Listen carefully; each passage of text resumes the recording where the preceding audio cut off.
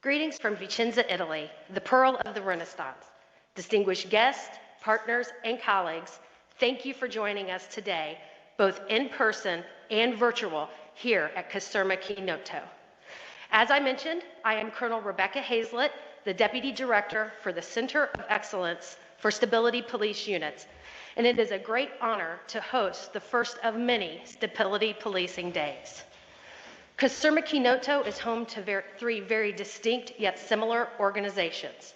The Center of Excellence for Stability Police Units, which you will hear referred to as CoESPU today, the Eurogendfor Permanent Headquarters, which is also referred to as Eurogendfor, and the NATO Stability Policing Center of Excellence, which is referred to as NATO SPCOE. These three organizations are part of a trilateral agreement where we share our experiences, training, doctrine, and tactics as it relates to stability policing and crisis management to enhance the stability policing world. It's under this trilateral agreement that we host our first Stability Policing Day. Today, we will provide you a look inside CoESPU Nato and introduce you to the key members of this unique stability policing hub. But before we start our overview presentations, it is my great and distinct honor to introduce our guest speaker today, the Deputy Commanding General of the Cardonary Corps, Lieutenant General Enzo Bernardini. Lieutenant General Bernardini embarked on his military career in 1974, graduating with a degree in law and international and external security services. Through his 46 years of distinctive service, Lieutenant General Bernardini served in leadership roles to include commanding in Modena, Termoni, Milan, Rome, and Padova. Lieutenant General Bernardini's ties to CoESPU are strong, as he is one of the founding fathers of the NATO Stability Police Center of Excellence, and also served at the headquarters in the 2nd Department, Deputy Chief of Staff Cardonary Headquarters, which is the office that manages all Cardonary missions around the world. On 21 March 2021, Lieutenant General Bernardini was assigned as the Deputy Commanding General to the Cardonary Corps. Lieutenant General Bernardini has earned several awards and distinctions, but most notably, the French Legion of Honor. Lieutenant General Bernardini is joining us from the Cardonary Headquarters in Rome. It is a great pleasure to welcome you, sir, and I turn the meeting over to you.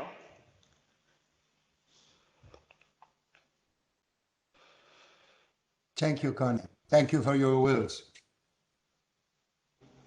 Distinguished directors, commander, ladies and gentlemen, I am extremely honored to open the first Stability Policing Day. Allow me to greet, also on behalf of the Carabinieri Commanding General, all of you who, despite wearing different uniforms, are united by the common spirit of safeguarding security and collective peace, and who offer every day a precious contribution to the CoESPU, NATO SPCOE, and Eurogendfor. Today is for me, even by video conference, a happy homecoming, a return to the great temple of stability policing, whose walls and foundations I feel belong to me a little. And I say this with great affection and heartfelt passion, having given significant effort and personal commitment since I was head of the 2nd Department Process Employment of the General Headquarters, to promoting a function that I have always thought would be strategic for international stabilization operations. In my new role as the Deputy Carabinieri Commanding General, I participate with renewed pleasure in this day, which marks the trilateral agreement between departments representing an internationally acknowledged excellence within a hub located inside the Nato barracks, where Italy and the Carabinieri have always wanted to converge in a strategic overview the different souls of a global mission. As a carabiniere, I feel pride in the authorship of this hub for what it has been and what it currently is, a commitment of the Corps to projecting stability by contributing to missions under the aegis of NATO, the United Nations, and the European Union at all stages of crisis to understand and prevent threats to peace or to operate, if requested, before, during, and after crisis. The international arena that characterizes the CoESPU, NATO SPCOE, and Eurogendfor, from their multinational composition to their wide-ranging operational, training, and doctrinal objectives, is combined with the expectations of an international community that I would define global, to preserve the value of peace as a prerequisite for development. The instability that characterizes many areas of the globe today, the presence of hybrid and transversal threats, as well as migratory phenomena, the control of energy resources and factors that inevitably affect the complex geopolitical scenario, from climate change to global health emergencies, make it necessary to apply structured forms of cooperation, containment, and dialogue, where widespread state fragility can cause internal conflicts, often originated by ethnic, religious, or social unrest that is often supported by external sponsors that exploit such divisions to their own advantages. It's a matter of fact that geographical instability leads to the rise of criminal or terrorist networks, which, taking advantage of the absence of strong institutions in a country and international isolation, as well as limited government control of some of its areas and consequent low level of general security, pose a serious threat to collective interest. The whole international community is today called upon to respond consistently and systematically, where every instrument, from diplomacy to military intervention, becomes a centerpiece on which global stabilization rests. This stabilization should prevent the contagion of instability and the spread of spoilers that may affect security. Nowadays, stability policing in its various applications, based on a multifaceted and coherent approach among the main international organizations, NATO, UN, and EU, represents a modern and essential security factor in support of governance in unstable regions, operating from the tactical level of internal security up to the institutional and strategic level, within a framework of systematic and harmonized interventions that pays particular attention to the training and support of law enforcement agencies. Stability policing is a key function in advanced defense against hybrid threats that interprets through the blue lenses of military forces with police capabilities that very principle of projecting stability, which is every mission's end state. By contributing to the host nation's rapid transition of police responsibilities, stability policing enables the progressive reduction of the human, financial, and material resources employed by the international community for the country's internal security. Through this mechanism, which is compliant with the principle of local ownership, Stability policing allows, therefore, the establishment of an end of mission, thus overcoming that inertial force that is typical of international interventions and is linked to the risks of missions creep. In other words, the tendency to incremental expansion beyond the initial purpose and to an overextension of the military instrument with respect to strategic objectives defined as overstretching. A key conceptual element is that stability policing is not part of the combat function, nor does it perform any combat support function. It's an autonomous military function which engages an unconventional opponent directly or through support to local police forces with specific tools, equipment, technical tactical police procedures, contributing to the achievement of military and political strategic objectives within an international but also internal framework of legality of the host state. Stability policing has been conducted over time under different names, visions, and scope by the United Nations, the African Union, the Atlantic Alliance, and the European Union, which has gained solid experience in the field of stability policing, to which it refers generically by the term CSDP police mission. CSDP police missions falls within the scope of the common security and defense policy. I will follow with interest the beginning of your work. Regretfully, I will have to leave this forum soon due to other commitments in Rome, but I'm very much looking forward to meeting all of you at the Nato barracks, which, as I said, I still consider my second home. I'm confident that the species of the CoESPU and NATO SPCOE director, as well as the one of the Eurogendfor's commander, will provide an interesting insight into the ongoing development of the stability policing function within the different organizations. More than 20 years have gone by since August 2000, when the Brahimi report identified the well-known security gap.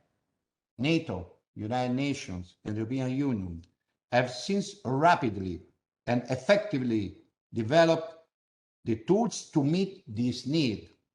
But even today, the process of improving and developing stability policing capabilities is ongoing, and everyone is called upon to provide the best resources to meet the ever-changing demands of global security.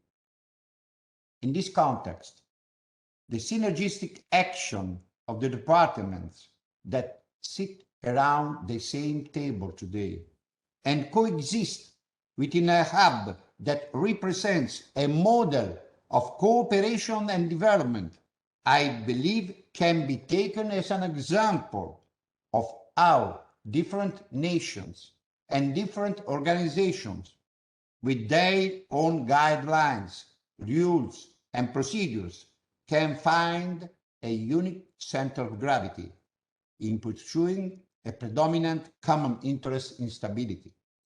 The different uniforms displayed in the Kinoto barracks are an asset and an additional value to the whole international community. The Stability Policing Hub is not a physical place, but the beating, doctrinal, training, and operational heart of a function that makes the concept of a comprehensive approach to crisis management credible. In this respect, I can't fail to recall on this day how Italy and surely many other countries are looking with great interest at the development of NATO's stability policing concept. There is no doubt, in fact, that the Atlantic Organization has started to evaluate and endorse the function, also providing a NATO-agreed definition of it through the development of the publication AJP 3.22, of which Italy, through the Carabinieri, is the custodian, and even more effectively providing an acknowledgement of the need to be endowed with a strategic concept. We very much hope that the document will soon be discussed and approved by the large countries. This would be an important signal aimed at capitalizing on the international experiences gained from many operational theaters in which men and women with different uniforms, experiences, and skills, but under the sole flag of NATO, starting from the model of the first MSU, have played an important role in the capacity building process of host nations. On a final note, I believe that stability policing is indeed a high-performance military instrument in the modern era of stabilization, aimed at consolidating and supporting the results achieved through a military operation, which must be clearly known and properly implemented in the overall interest of the alliance and other international organizations, EU and UN, with the aim of achieving long-term strategic objectives. The stabilization of a crisis area, in fact, presupposes the announcement of all the tools that can be used in a complex operation, a multi-dimensional approach orientated towards an integrated, coordinated, and synchronized model of the forces in the field, sustained by implementable capabilities. The strategic visions that each and every one of you are called to envision today within the remit of your own responsibilities and skills will help you achieve a more successful implementation and a more harmonious course of action for all the actors involved in sharing this ambitious, but certainly attainable goal. And thank you for your attention, and good luck with your works.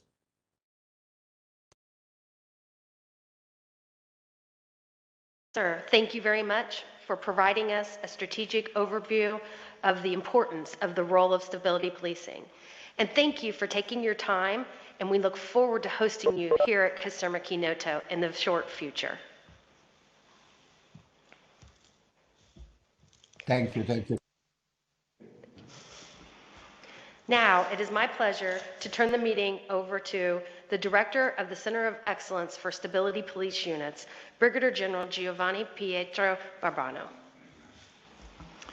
Distinguished attendees and guests, ladies and gentlemen, good morning. But first of all, let me address Lieutenant General Bernardini, thanking him for his inspiring opening remarks, and particularly for the invaluable support he provided and still is providing to stability policing development.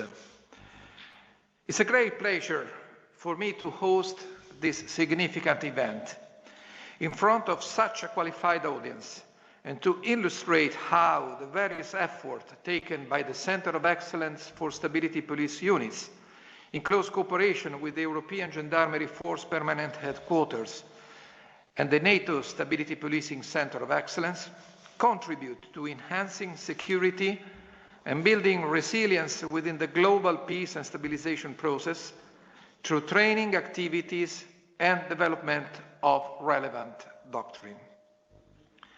These three international organizations that were established with similar but yet distinguished and supplementary mandates, being located together on the same compound, offer today an important opportunity to work together, creating a stability policing hub at the international level. We all agree that stability policing represents the most effective instrument available to bridge the public security gap. This hub, in particular, gives us the unique opportunity to analyze this function from different perspectives.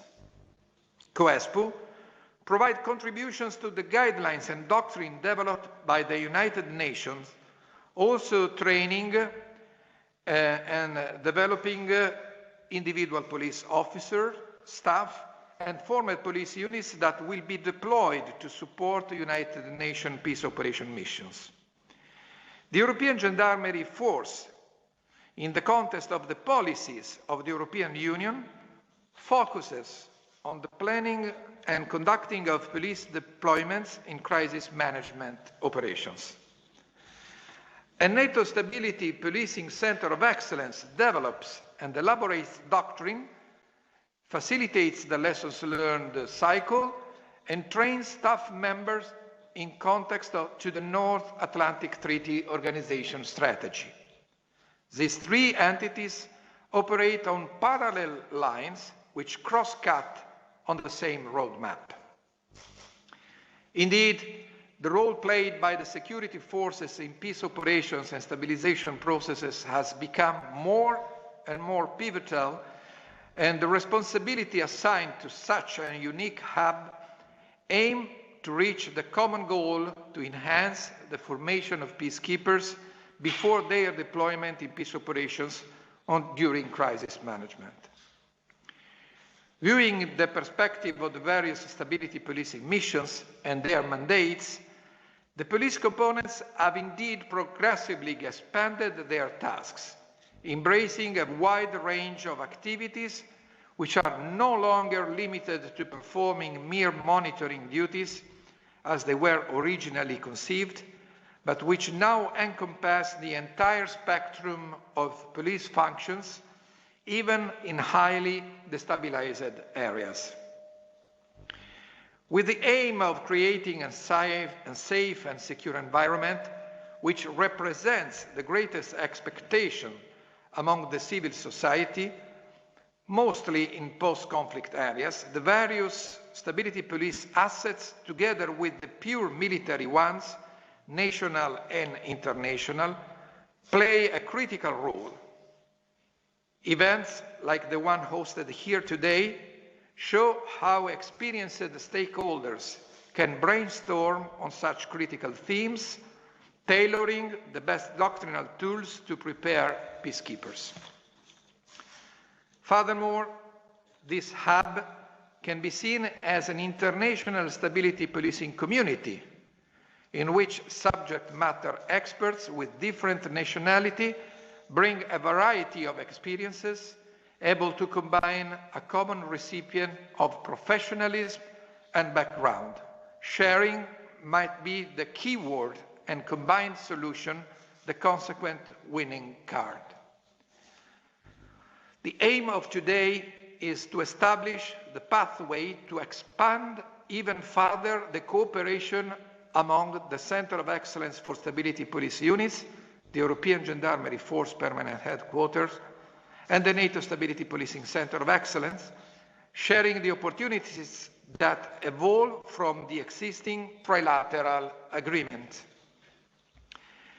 Considering how this hub can impact the external community, let me finally underline that by enhancing our partnership, we represent a strong reference for relevant security institutions, locally, nationally, and internationally, providing them with the latest developments of the most updated cross-cutting topics, like the protection of civilians, the upholding of human rights, the promotion of gender equality and contrast to the sexual exploitation and abuse, as well as offering them themes like the cultural heritage and the environmental protection in post-conflict areas. All topics which fall under the huge spectrum of stability policing, by guiding our common work and by converging the efforts we perform. Whatever brings to a long-lasting security become a must for this hub. The synergy which already exists among our organizations and which I consider embedded in the structure of events like the one of today enhances the strategic vision of the hub, and step by step we are building shared field of experiences to use as a reference and resource for the stability policing community. With the wish of a fruitful meeting for all of us and for the organizations we represent, I thank you very much for your kind attention and wish a nice and fruitful job today. Thank you. Thank you, sir, for introducing the Stability Policing Hub.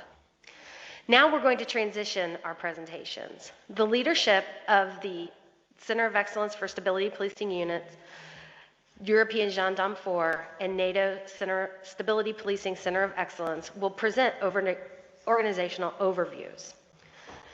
Each overview will be followed by a question and answer session. Following the CoESPU briefing, the first overview, we will take a 10-minute break and then reconvene at 10:30 for the next two organizational introductions.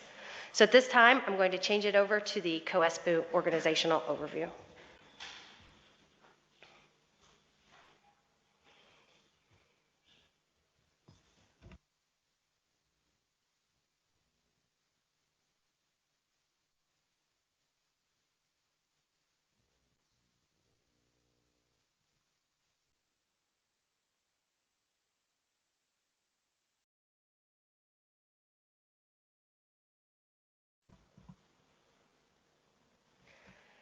The Center of Excellence for Stability Police Units is the largest organization on CoESPU Nato. It hosts the largest number of courses, both strategic and at the strategic and tactical level, while providing more than that, looking forward to a think tank and an area for advanced studies and research. So this is the agenda that I will follow, highlighting our mission, training, our international partners, alumni, and strategic communications.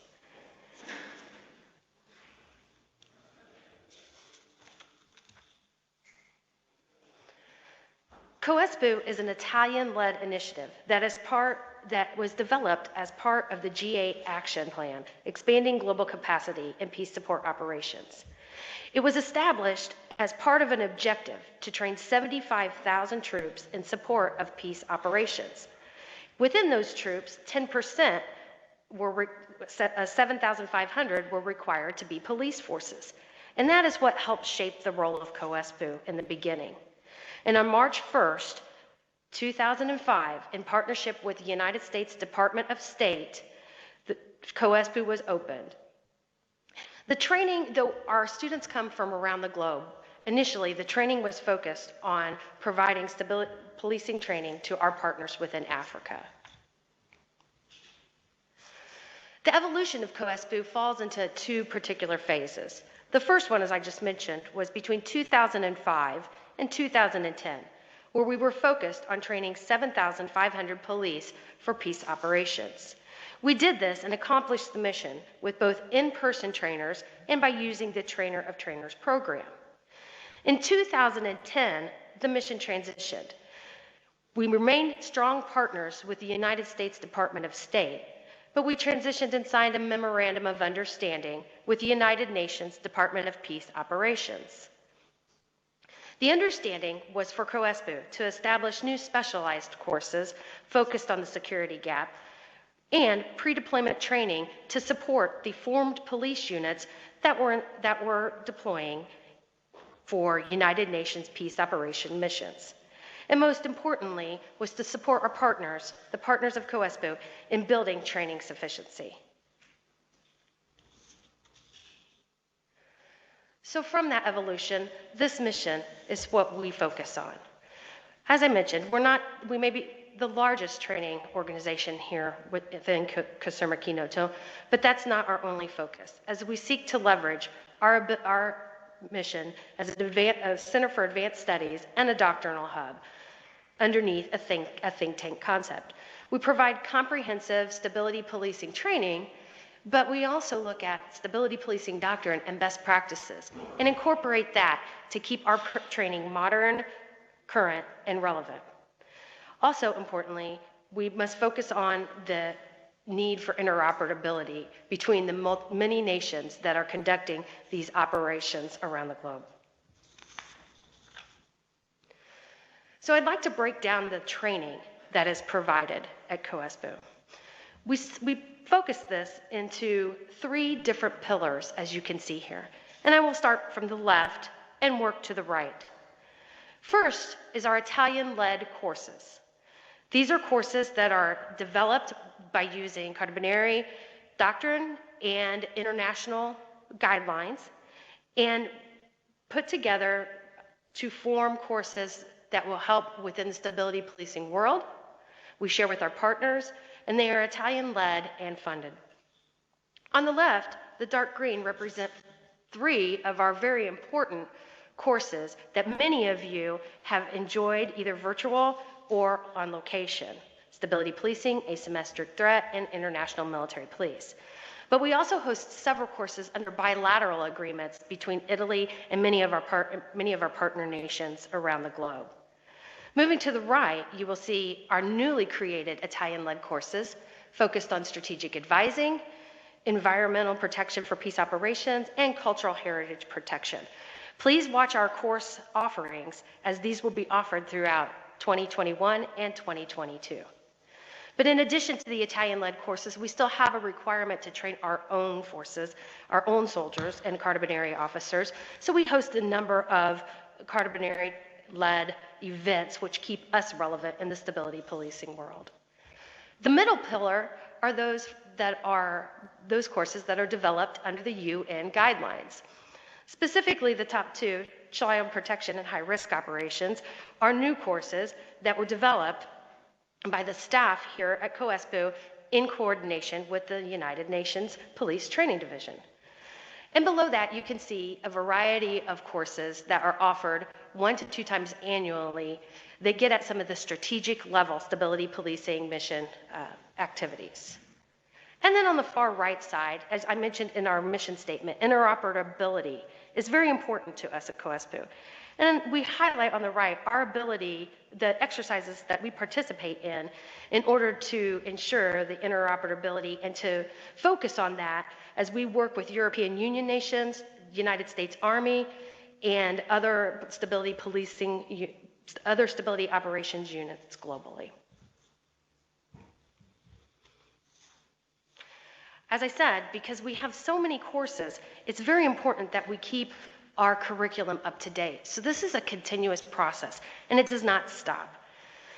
It's led by our research and studies and our training departments, where we have specialized subject matter experts assigned to Center of Excellence for Stability Police units who continuously review blocks of instruction and update them with updated policies from the United Nations, best practices, and lessons learned submitted from our partners around the globe.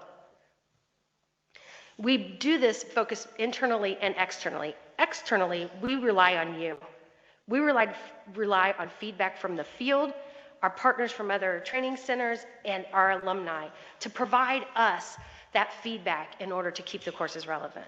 But then also we have internal measures as well, focusing on evaluations, and most importantly, the AAR process, which is critical in every event.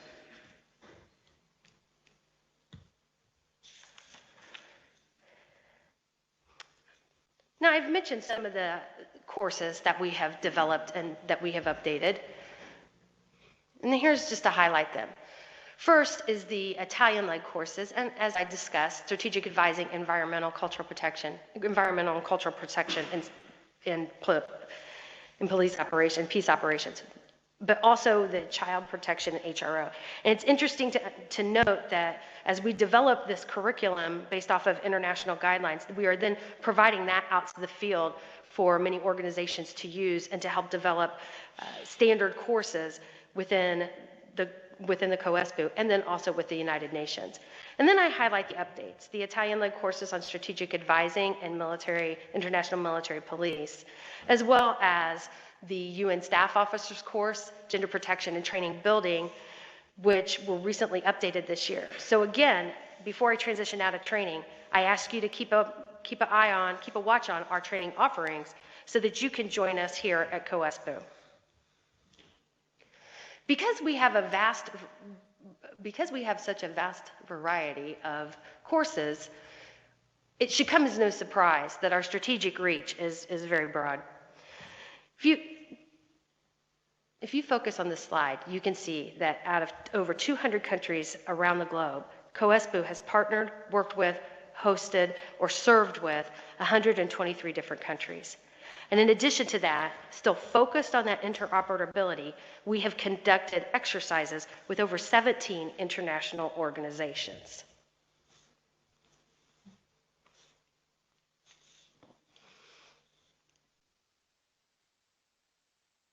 And to look at some of those figures, just show it out proportionately, you can see that over the past 15 years, on site, we have trained 12,199 partners.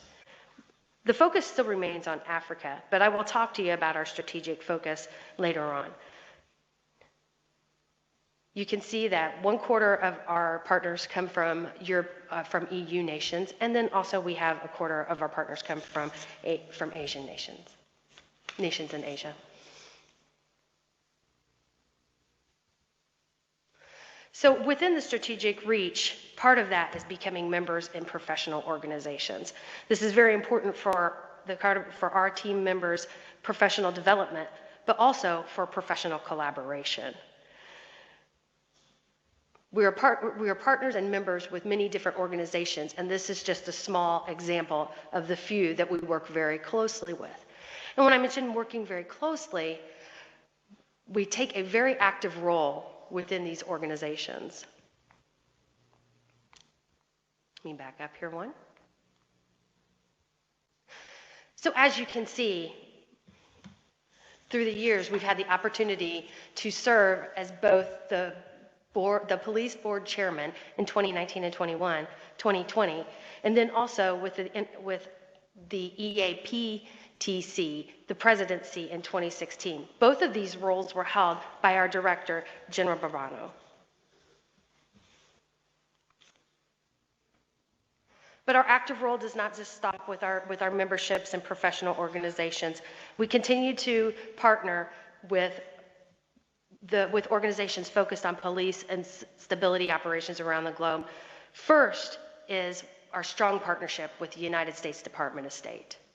And then our continued professional working relationship and partnership that we have with the United Nations Department of Peace Operations. The list continues, but we just provided you with a small overview. And at this time, I would like to highlight one of our new developing partners. So the Cardonary have been partners with the Rwanda National Police for almost 4 years now. This is a partnership that has begun to develop even through the pandemic. The Memorandum of Understanding and the partnership began in 2017 to enhance the leaders' roles within the FPUs and who support EU, UN, and AU missions. But a recent visit, a partnership visit, which was conducted in April of 2021, really paved the way to establish a roadmap where the Rwanda National Police will establish a training hub to assist their partners within the region to support United Nations missions. And this was a critical first step into what we like to call the CoESPU Doctrinal Hub, where our outreach has started to share doctrine, a doctrinal cluster, doctrinal cluster, where our outreach has started to share the importance of doctrinal updates and best practices and lessons learned to ensure all of our instruction, both within CoESPU and within our partner training facilities, remain relevant.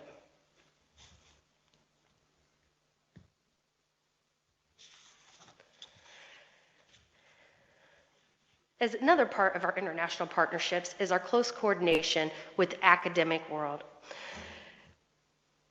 Annually, CoESPU develops a research plan focused on our collaboration, knowledge sharing, and partnership exchanges, whether it's instructors or lecturers. But this year we were able to continue to expand that. Historically, we've been partners with the United States Peacekeeping Support Operations Institute and the U.S. Institute of Peace, but we've expanded that this year to include international universities. We added a few universities to total 18 international universities that we are partnered with. And we're excited to announce that in 2021, we were able to facilitate 15 new internship programs, which recently started here at CoESPU, partnered with the universities that you see listed here.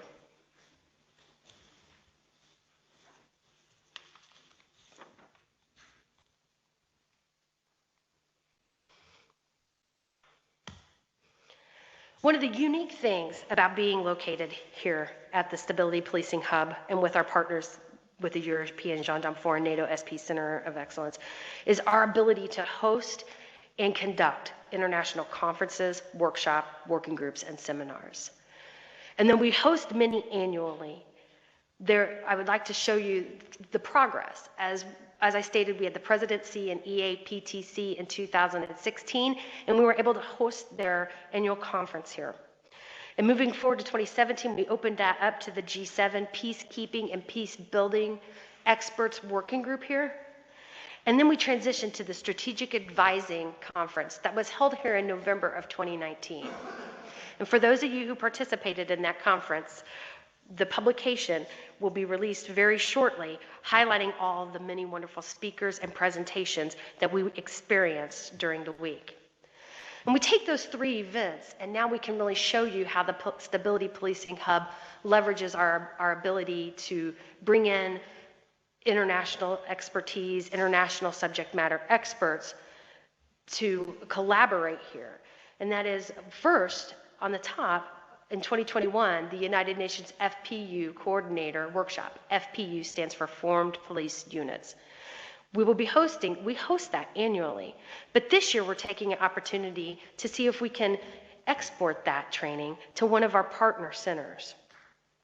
But don't you worry, we will continue to host our annual strategic conferences and or workshops here on CoESPU in Vicenza, Italy, beginning in 2022. Stay tuned and stay in touch with us on social media to discover the key and important topics that we will be discussing during the upcoming workshops. And I really want to highlight is through the years, and we will continue to publish the outcomes so that you can use them out in the stability policing world to better your knowledge, education, collaboration, and training.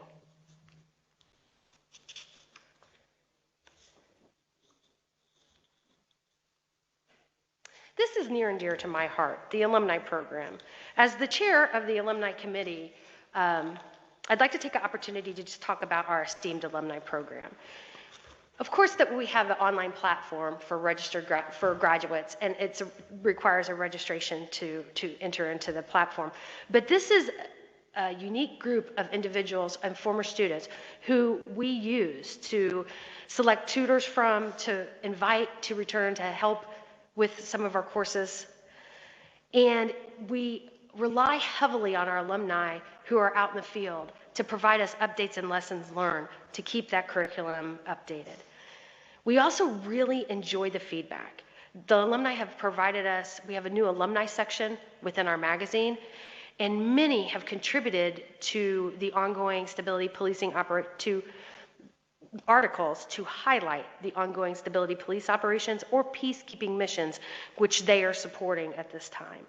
It's the alumni section and our esteemed alumni members who keep us connected to the field.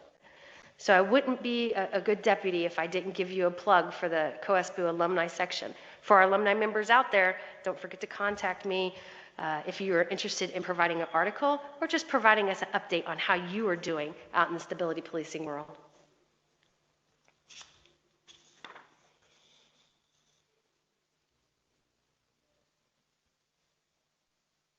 So I'm going to pause on this for everyone to take a look at it. This highlights our strategic communication. We have a lot of methods for strategic communication, most notably is our magazine. And our magazine is published quarterly, and it's from our team out there, and it's from our partners within NATO, SPCOI, and Eurogendfor, who help us write a very educational and relevant magazine, who help us publish that magazine. Our alumni and partners' contributions are welcomed and looked forward to by our many readers, and they enjoy hearing how you're doing and what is happening within the mission as global situations impact the environment where you currently work.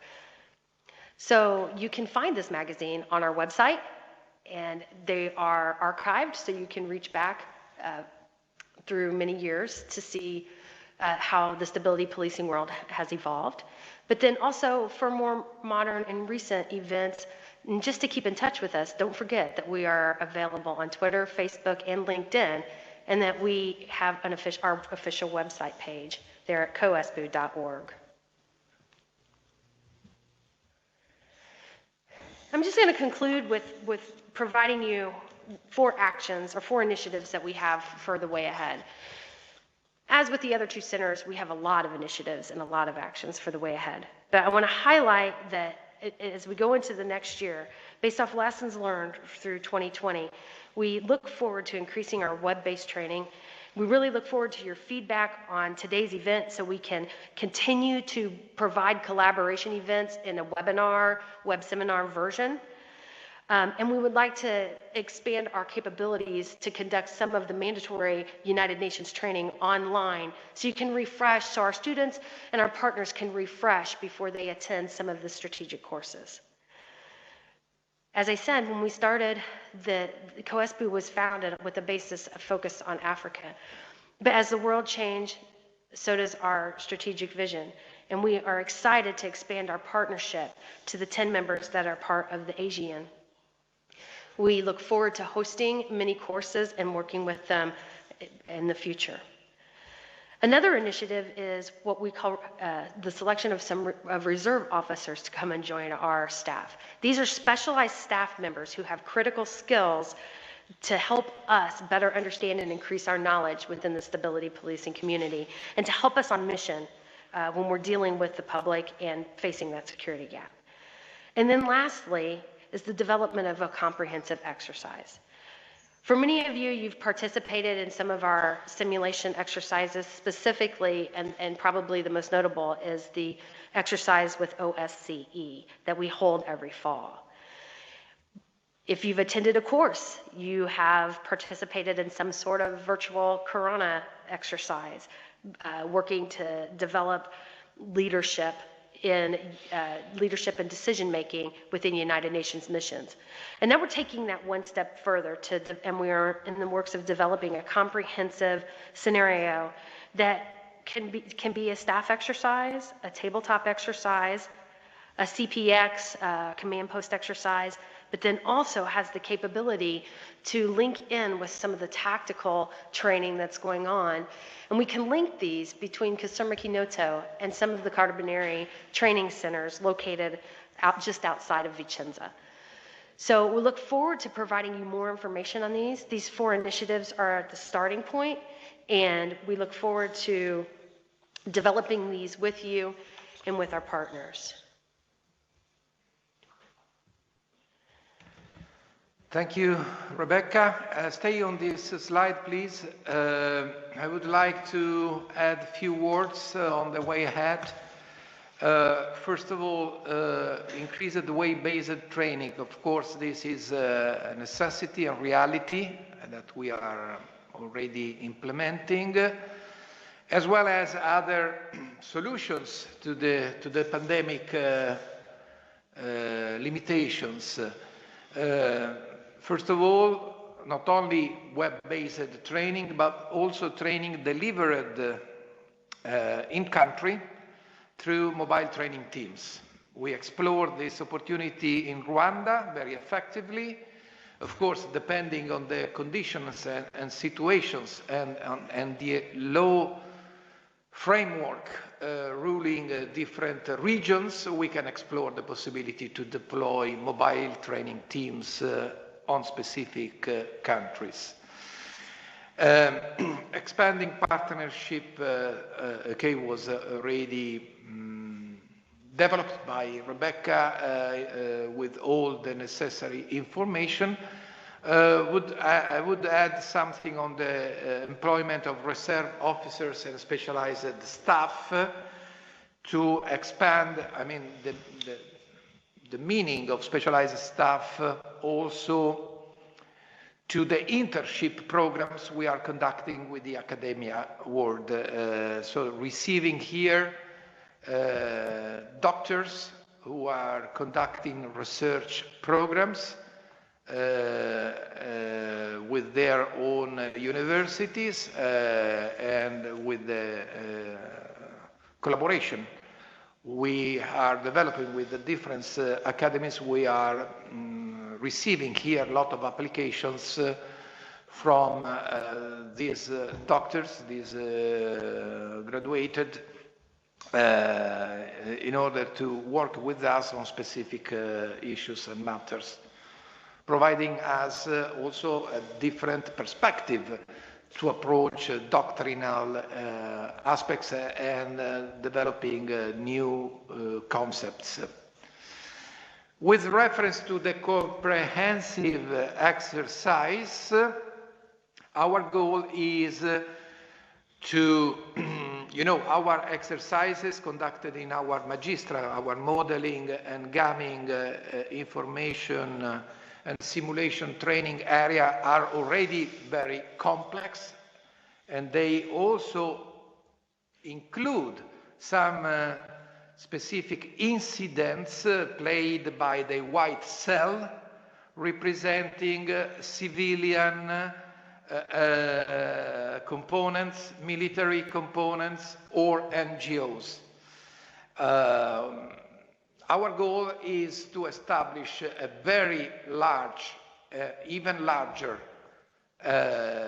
comprehensive exercise to include the cells for the civilian, military, and NGOs or other stakeholders, participants in a peace operations, with the holistic approach that is typical from the United Nations and the European Union.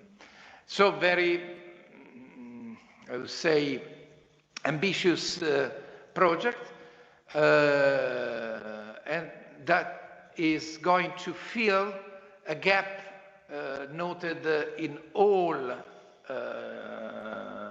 exercises organized by military or other organizations that are missing this opportunity to gather together different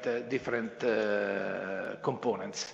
So this is a very ambitious objective. We are already at a very good level of development of this exercise, and we are going to present it within the European Union Police Service and Civilian Training Consortium, that you very well know, as the event hosted by CoESPU during this 3-year consortium. Thank you very much. Rebecca, the floor is back to you for the conclusions and then the question and answer period. Great, thank you, sir. Thank you very much for the input. So as we sum up the presentation of CoESPU, I just want to continue to highlight that CoESPU does conduct the majority of the training hosted on CoSIRMA Nato. We host over 25 courses annually and over 700 international students from our partners. We do operate primarily under the UN guidelines and policies, as well as recent lessons learned from our global partners in support of peace operations. So please keep in touch with us, keep providing us feedback on your operations and your missions so that we can continue to provide updated and relevant training in support of peace operations. Now this time I'm going to conclude my presentation and I'll open it up to the floor for any questions that you may have.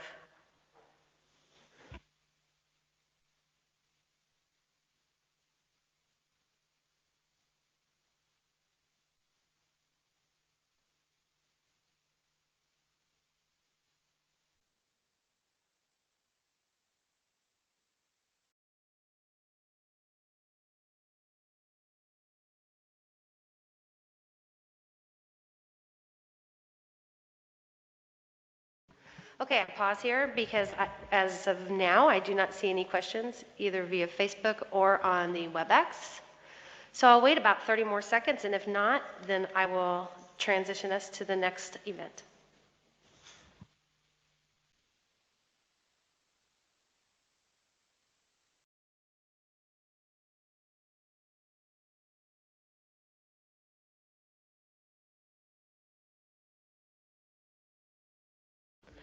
Okay, it's now that we will go ahead and take a coffee break, a break to stretch your legs, and we were scheduled to reconvene at 10:30 to start the briefings and organizational overviews with the Eurogendfor and NATO Stability Policing Center of Excellence.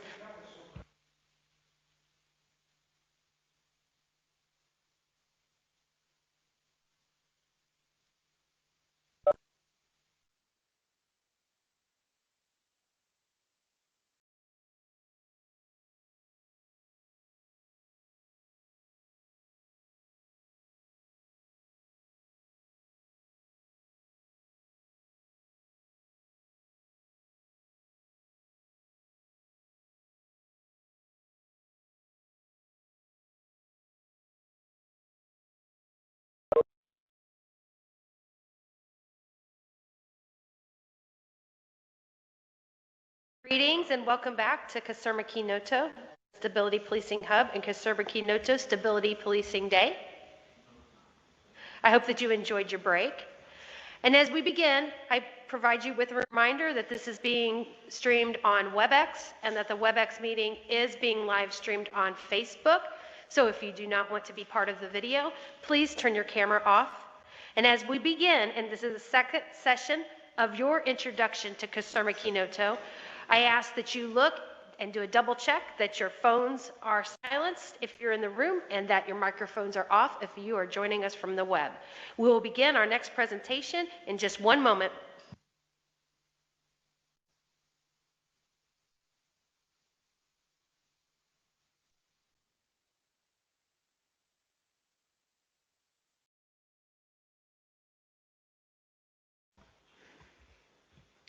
Okay, as we continue our presentations, I would like to take just a quick opportunity to introduce to you the commander of the Eurogendfor's permanent headquarters, which is also located here on CoESPU Nato.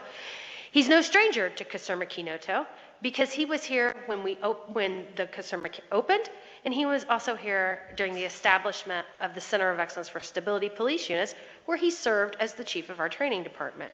He now serves as the commander of the European Gendarmerie Forces Permanent Headquarters, Colonel Giuseppe Zerone.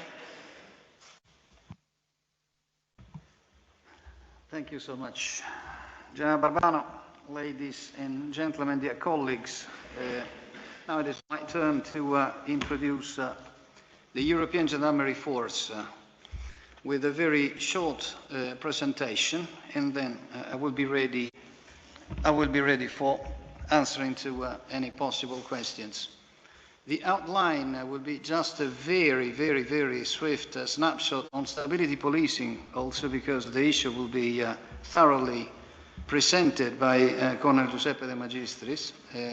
Then the structure of Eurogendfor, the origin and the structure, the capabilities which the initiative provides, the engagements, and some references related to the doctrine and to the doctrinal developments we've been enforcing within the permanent headquarters. Stability policing range of activities which encompass both the temporary substitution and the strengthening of local police forces, open to everybody, meaning in terms of different possible actors. And the focus is on the population, because the population has to be safeguarded before, during, and after possible problems or crises in an area. And in the same time, local institutions should be able to recover as soon as possible and carry out their tasks effectively. This is the reason of existence of the stability policing, is rooted according to what General Bernardini stated before, in the happenings which were summarized in the Brahimi report in the year 2000, where the security gap was evidenced and the new structure of peacekeeping was highlighted as a need for the entire peacekeeping world. Stability policing, as we know, could be, let's say, enforced between an armed conflict and destabilization, and even before an armed conflict.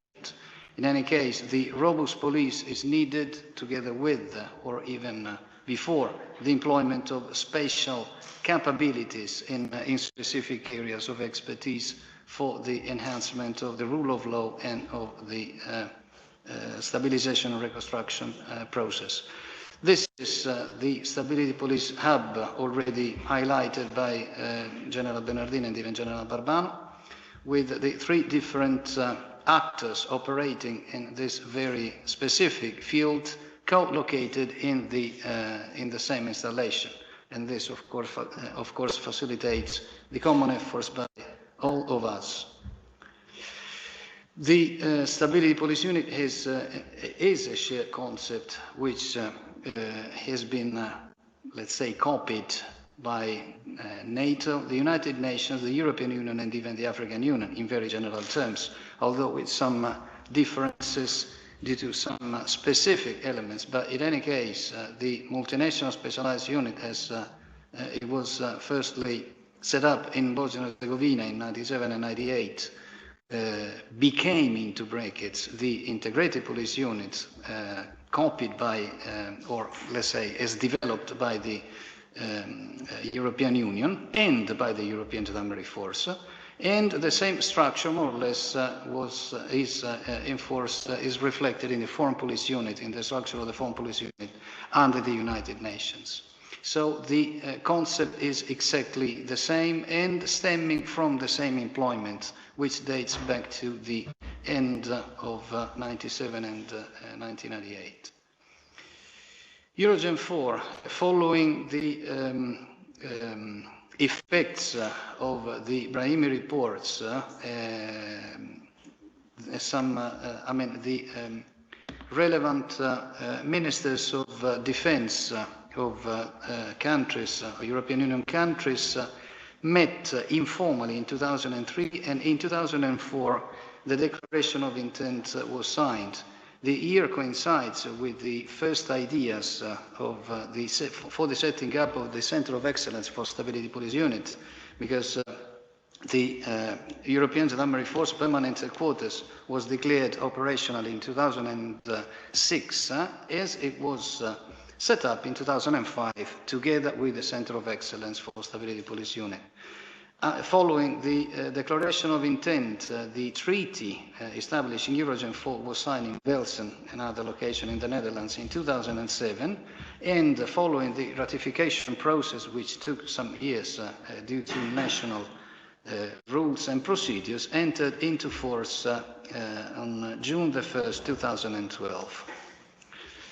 The aim of Eurogendfor is to offer capabilities to conduct police missions through the setting up of a pre-organized operational tool capable of covering all the possible police tasks in a crisis management operations, and this is the added value employable under any possible chain of command, being civilian or military, and this is due to the inner nature of the police forces composing Eurogendfor, because gendarmerie type forces, which have the military origin, but the capabilities of performing and covering all the spectrum of the normal police force. Open to contribution by any other possible country or any other possible resource, even civilians, and it is available, this instrument, to the European Union primarily, according to the Declaration of Intent, United Nations, NATO, OSCE, or even ad hoc coalitions. The mission is, as I stressed before, either the substitution or the strengthening.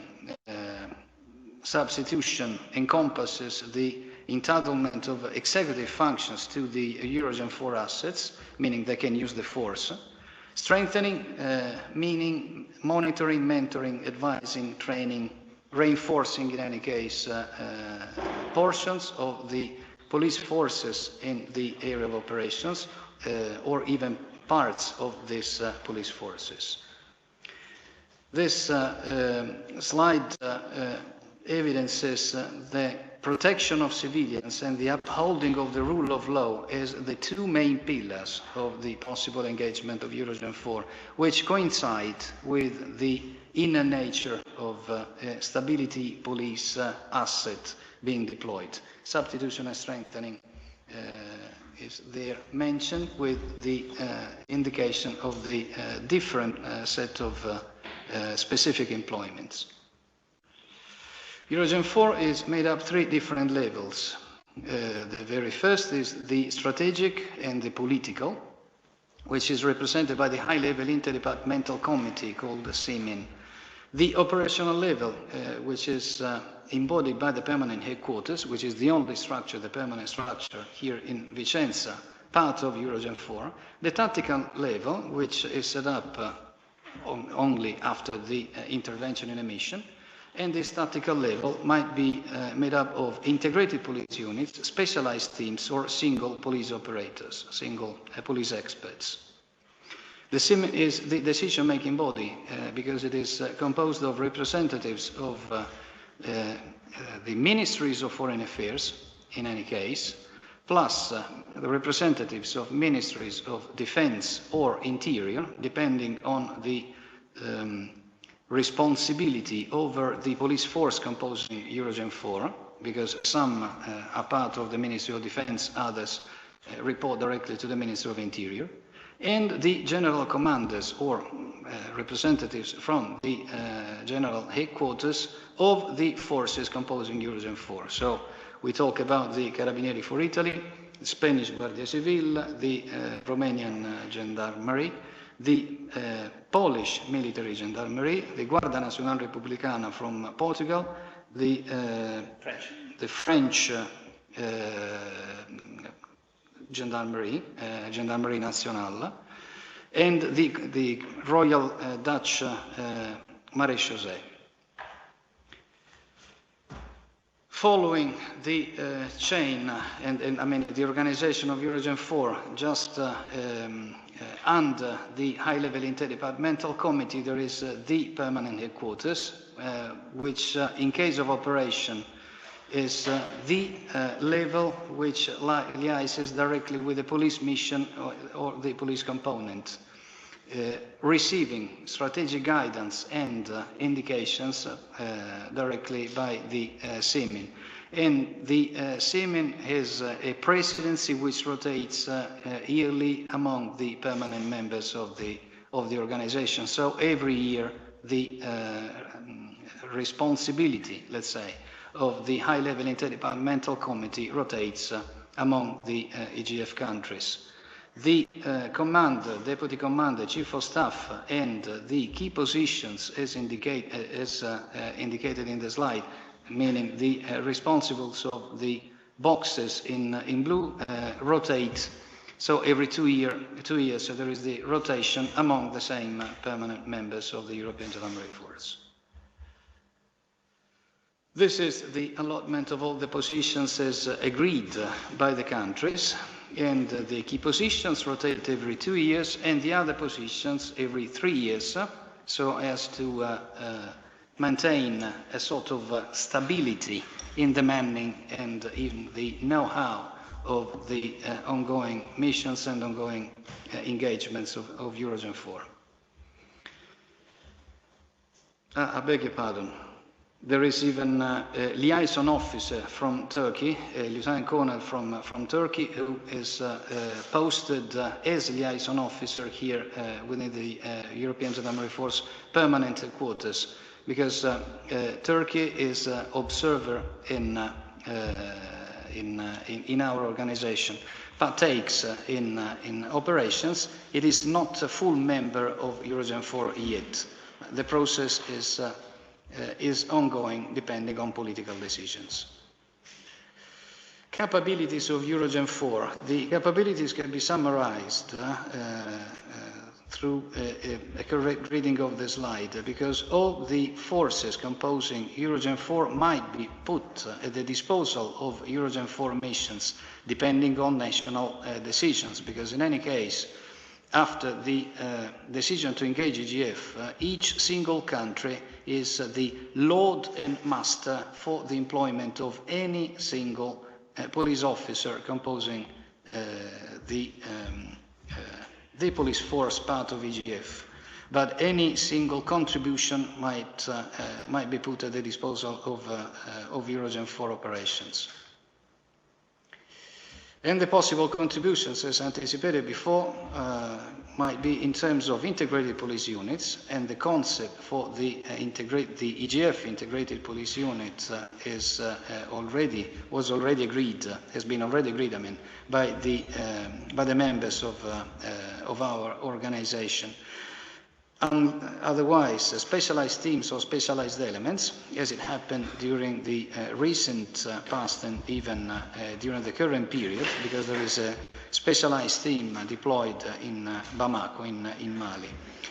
Otherwise, police experts or advisors, mentors, trainers in terms of single police experts depending on the mission at hand. The added value of Eurogendfor is, apart from the employment in mission, the standing planning capacity. And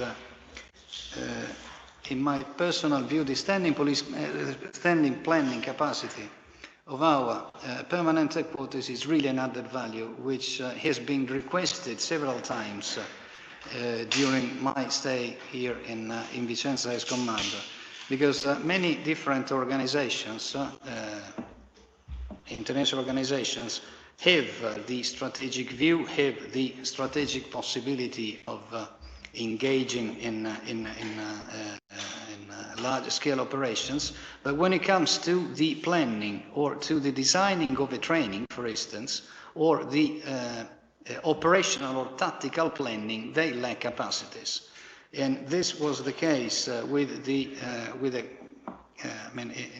a couple of examples we had within the European Union, and we supported the Field Security Division recently, and the activity is still ongoing, because they needed this planning capacity to draft an analysis of a specific capacity they have, a specific set of assets that they have throughout the world, and even in drafting dedicated training for the benefit of these regional security officers or field security officers. Another added value is the possibility of deploying a force headquarters and staff, taking some of the resources from the permanent headquarters, because as the resources are already here, in case of need to deploy somebody immediately in a mission area, some of the assets from the permanent headquarters might be taken and deployed at a very short notice. And possibility of deploying integrated police units or team of experts or even single experts, but these depend on the availability from the member states. The ability to operate under military or civilian chain of command was already stressed, but this, it is worth being mentioned that this sort of ability allows the smooth transition of responsibilities following the first intervention in a crisis management operation, the first intervention being made by military component, and switching to the civilian authorities. This smooth transition might be facilitated and is normally, facilitated through the use of a dedicated capacity which can operate granting continuity under both military and civilian chain of command. The robustness of the Eurogendfor assets grants the ability to operate in hostile and benign environments as well, because it is really difficult to face, within a crisis management operation, a crowd and riot control with single police officers or with very light assets. Eurogendfor, through the member states, of course, has the ability to deploy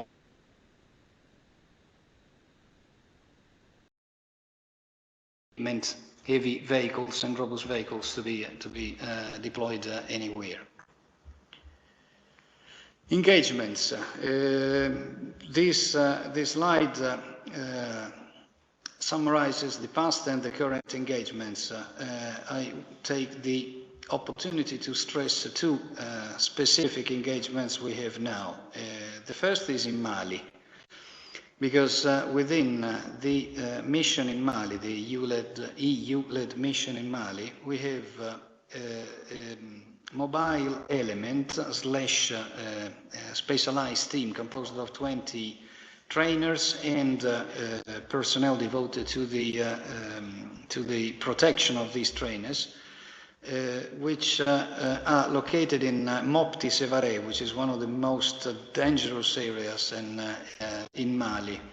But the setting up of this team is really, in my opinion, is a benchmark, even within the European Union, because it is the very first example of a specialized team which is deployed according to the European Union doctrine and within a EU-led mission.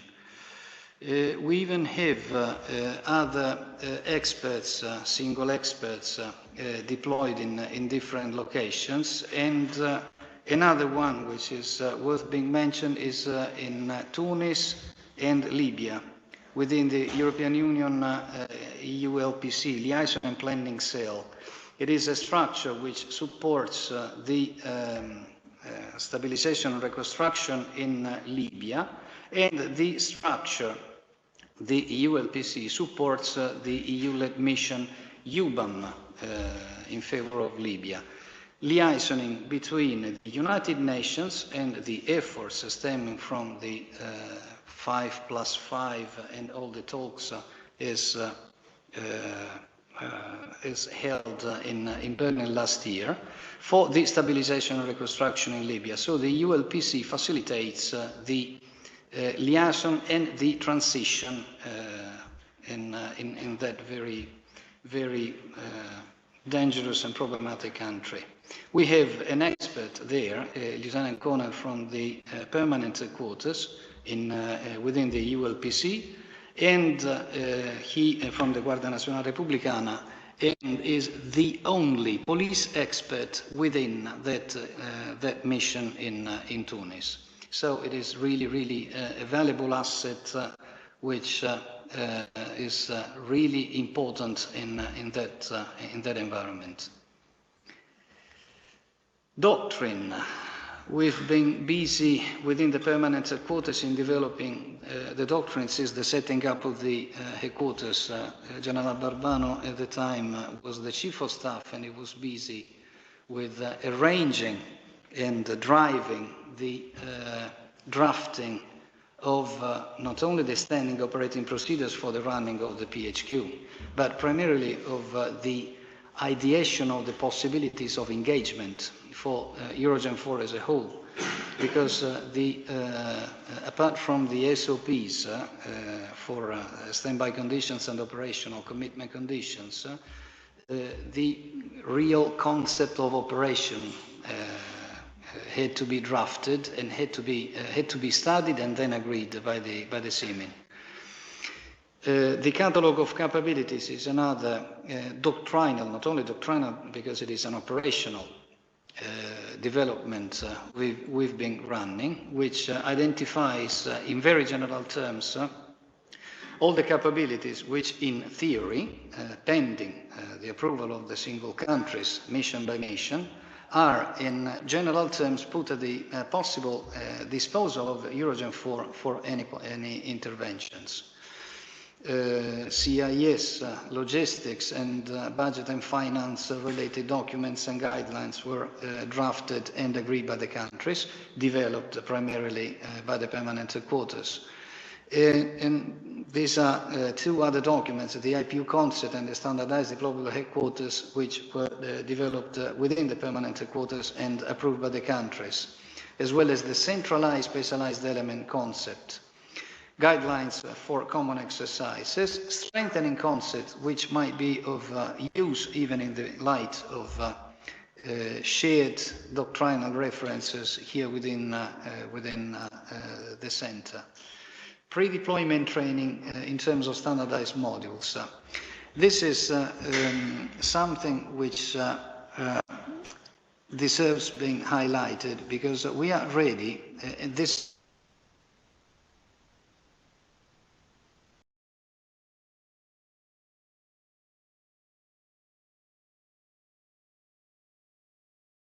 deployment training of different resources who gathered here in Vicenza. We set up the pre-deployment training on the basis of standardized modules deriving primarily from the United Nations standardized training modules. And these pre-deployment trainings were followed by the deployment even of PHQ members, in particular in Niger, where the now I don't remember even the name, but in any case, the mission was run to train a mobile company to control the borders of Niger. So the project was very in Niger, the area is that one, sir. And the pre-deployment training was run here within the permanent headquarters, and we deployed even officers from the permanent headquarters together with EU personnel and personnel from Frontex. But the pre-deployment training will be exploited even in the months and in the years to come by the CPCC, more than confident for this, and by other structures of the European Union. External. Plan to insert presentations within the NATO School and the George Marshall Center in Garmisch-Partenkirchen. Even ongoing efforts to insert stability policing wording in the mini concepts as developed within the EAS. This is something which is ongoing. It won't be easy because the mini concepts consist of a limited number as of today, but something might be inserted horizontally within the existing mini concepts or primarily within those still to be approved. There are even ongoing efforts within the ESDC to insert stability policing wording in training modules, otherwise to set up a standalone stability police training course. And this will take advantage of efforts already conducted by the NATO SPCOE. In terms of doctrinal developments, the enhancement of memoranda of understanding with the UNDPKO signed in 2016, if I'm not wrong, and with the EAS signed in 2014, are ongoing, and depending on the evolution of the pandemics, they will be further boosted in the coming months. Of course, there is an ongoing cooperation with the EAS and the Field Security Division, already mentioned, because we run two different activities, and one of them for the benefit of personnel deployed under the aegis of the Field Security Division worldwide will fall into our capacities, let's say, and even the boosting of cooperation with the CPCC and the MPCC, the military planning, the military component and conduct capability, I mean, within the European Union will be run. The cooperation with the CoESPU and the Nato SPCO is the reason of the meeting here, so it is something which goes without being specified. In the light of the developments, the possible developments of this cooperation within the Stability Policing Hub, internally we participate as a European Gendarmerie Force in training activities as arranged by either the CoESPU or the Nato Stability Policing Center of Excellence. We exchange lecturers and attendees to courses, but even to events, share doctrinal reference, and we gain experience from each organization. Also because the three of us have the possibility of exploiting expertise from military and civilian personnel, as well as course attendees. This means that the overall perspective is broadened for the benefit of the three different organizations. The sharing of possibilities is another internal development which is under our evaluation. Externally speaking, the reference in any event meeting we attend, I mean the reference to the existence of this Stability Policing Hub is something we present with any possible counterpart, as well as the promotion of the added value of the Stability Police Hub.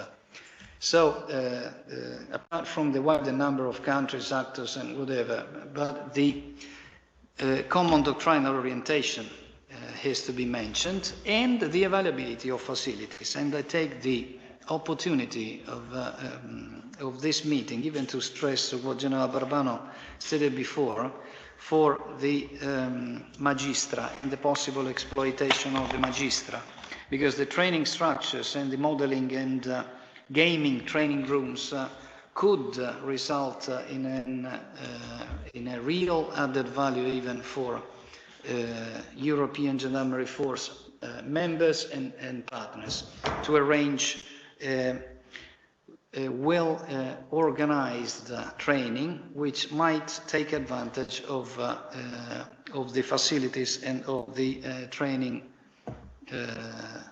capacities of the Center of Excellence.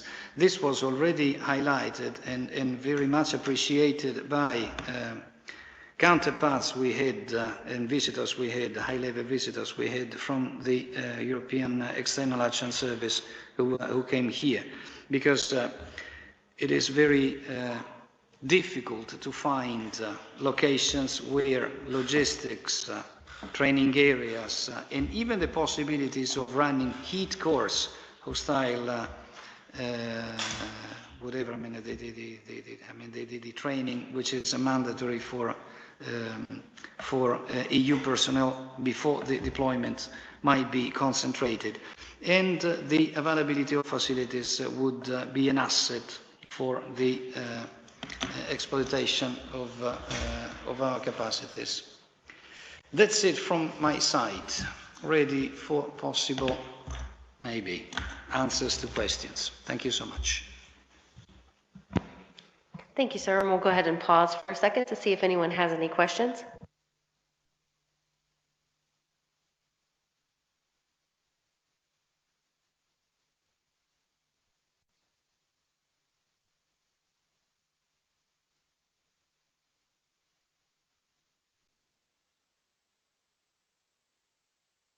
And just a reminder for those that are attending via the WebEx, you can present your question by raising your hand and pushing your raising hand button, and then we'll acknowledge you for your question.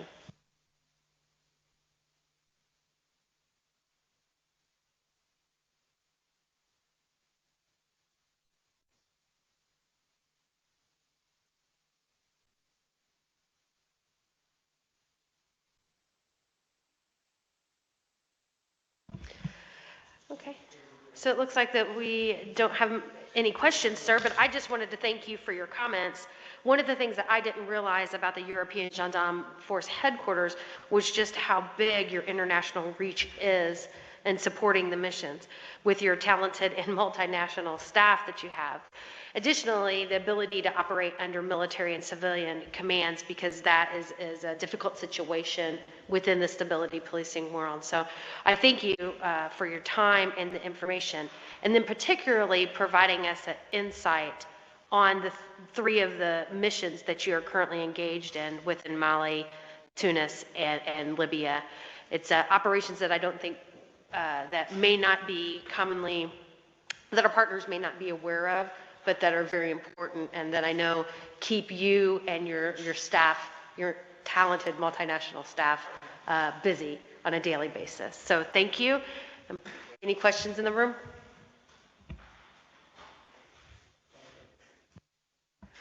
Okay, we're going to just pause for about 30 seconds as we change over the briefings. And while we change over the briefings, I'd just like to take a moment to talk to you about the next organization.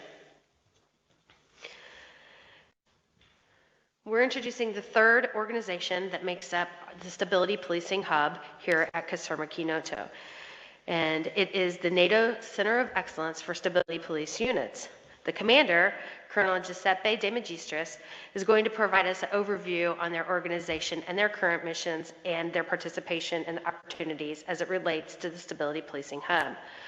Colonel De Magistris has served on many deployments within NATO and in support of NATO and UN missions.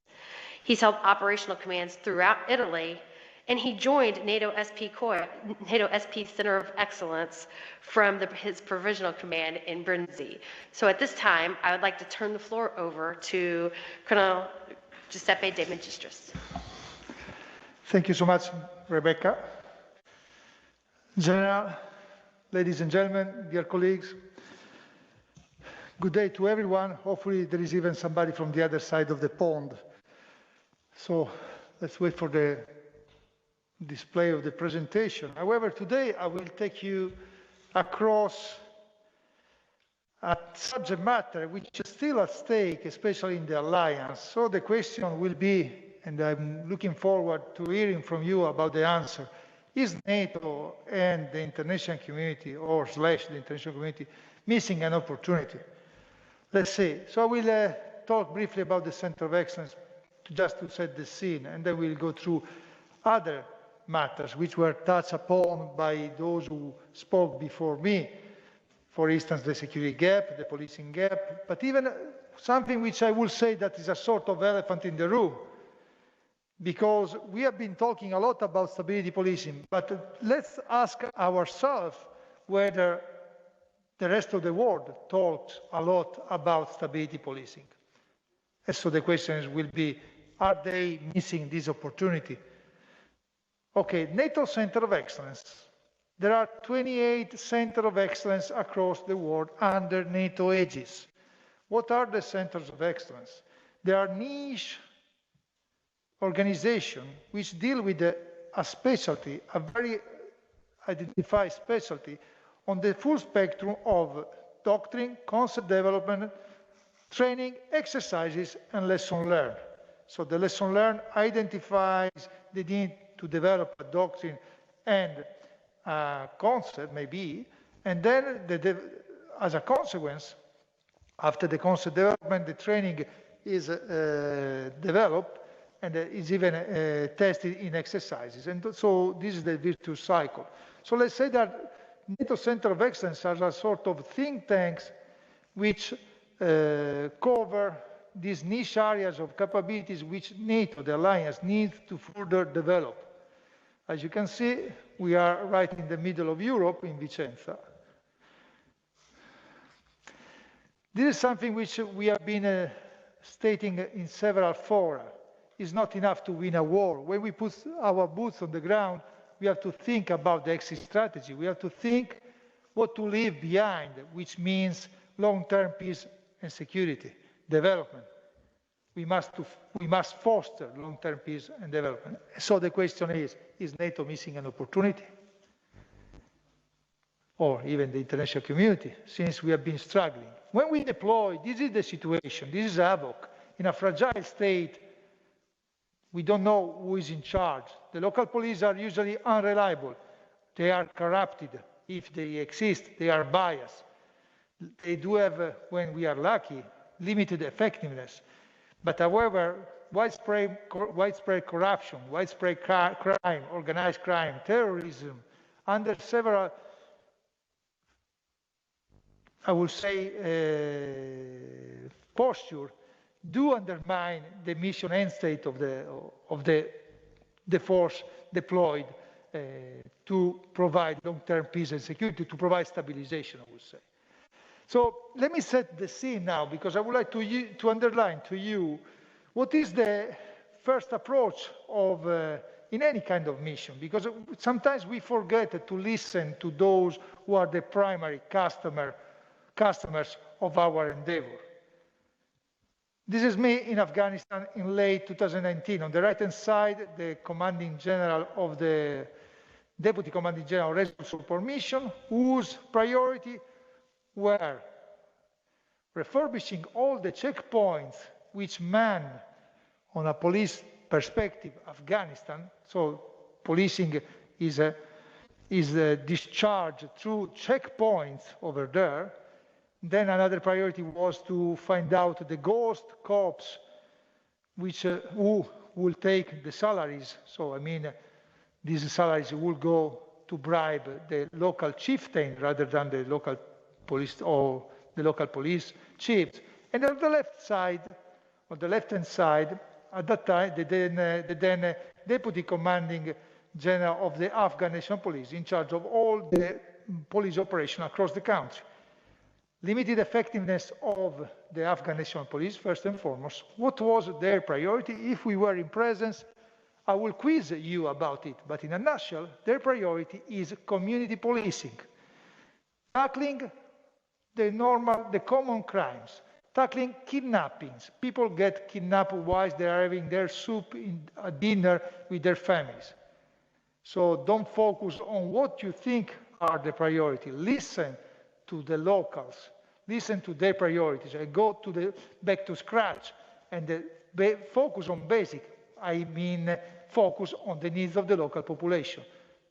And then is a bottom-up approach, I would say, not only a top-down approach. So we have to mind the gap. We have to pay attention to those details which only the locals perceive rather than us. And this is something which was highlighted, as it was said, in the Brahimi report, but even in the Chilcot report, written by the inquiry of the United Kingdom Commission on the deployment to Iraq. So we have to address crime, organized crime, to address instability in order to counter any kind of violation of human rights. So this man didn't mind the gap in Venice some time ago. It was before the pandemic. Now the waters are crystal clear. Some history. Stability policing. We have been talking about the multinational specialized unit, the forefather of stability policing. The first deployment occurred in summer 1998. However, everybody remembers almost the failures of the Dayton Agreement, because to implement the Dayton Agreement, it took several years. And then we needed another very big conference in Bonn in December 1997 to implement the Dayton Agreement. So it was the Peace Implementation Council. Then the first multinational specialized unit came. Why? Because nobody was capable to fill that security gap. At that time in Bosnia-Herzegovina, there were several movements moved by politicians, moved by spoilers, moved by those who wanted to jeopardize the peace process. We are talking about politicians, we are talking about entrepreneurs, we are talking about high-ranking military. There were rent-a-mobs, mobs ready to be deployed to throw stones against the alliance, which was not equipped to counter such threats, which was a crowd riot control operation, which was related to riots, so it was to be countered through crowd riot control operation. At that time, the NATO mighty military were not equipped to do it. So the idea of then-time SACEUR, General Clark, was to fill the gap with a sort of robust policing. Italy stepped in. The first multinational specialized unit was deployed in Bosnia and Herzegovina, then even in Albania, then in Kosovo, and then under the coalition of the willing, even in Iraq some years ago. But as you have seen, there was a gap to be filled, which is not only a gap of needs of the local population. It is even a gap of the police, the local police capability to address these needs. So it can be read by two different perspectives. So let's read all together what is stability policing under NATO doctrine. And pay attention, ladies and gentlemen, this is the only definition about stability policing across the full spectrum of the international organizations. Police-related activities aimed at reinforcing or temporarily replacing the local law enforcement in order to contribute to the restoration and upholding of the public order and security, rule of law, and the protection of human rights. Simple like that. But please keep it in mind, because this is just shifting the police dimension into military operations. We are not going to have a rigid combat approach. We are bringing our tools, policing tools, at the hand of the force commander with a very robust approach and assets. It is very well written in the NATO doctrine. I will not bother you with the NATO doctrine now, but let's see that this process has been going on for a while and is clearly depicted, because MSU is the epitome of interoperability, because this robust policing unit is capable to work both under a military and a civilian chain of command, as was rightly said before, and even because, although we are talking about mainly gendarmerie type forces, let's say policemen with military status, or as General Mike Jackson, the first commander of the KFOR in Kosovo, said, policemen in the soldier's body, so soldiers with the mind of policemen, the MSU is capable to work with any kind of military unit, because they do have the same military equipment, the same military training, they follow the same military technical tactical procedures. So we are talking about law enforcement in a theater of operation, in a fragile state, in a destabilized environment.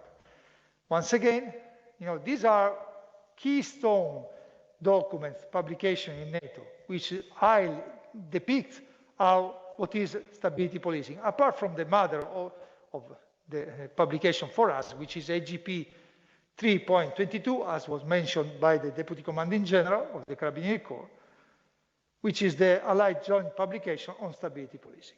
But once again, when we deploy, when we put the boots on the ground, as the CGIR, the Special Inspector General for Iraq Reconstruction of the US Congress said, call the police. They are to fill the security vacuum. And then, this vacuum, or even this set of capabilities, is available for the alliance, but I will say for the international community across the full spectrum of operation, during the conflict prevention, during the crisis management, and in the peace building, because stability policing is one of the three pillars of the security sector reform, along with the security force assistance and disarmament, demobilization, and reintegration. But why? We saw the what, but what is why? Why we need it? Because we can perform both a supporting role when we restore the basic service of the local, of the host nations, and we provide humanitarian assistance, but even when we perform a direct role, either reinforcing or replacing the local police. We have a tool which is instrumental to implement the safe and secure environment, to ensure the safe and secure environment in the area of operation. And first and foremost, to restore public order and security, the law and order, the primacy of the law. If we do not do it, somebody else will do it. The military, the traditional military, are not equipped and are not trained to do it, and they are focused on the enemies.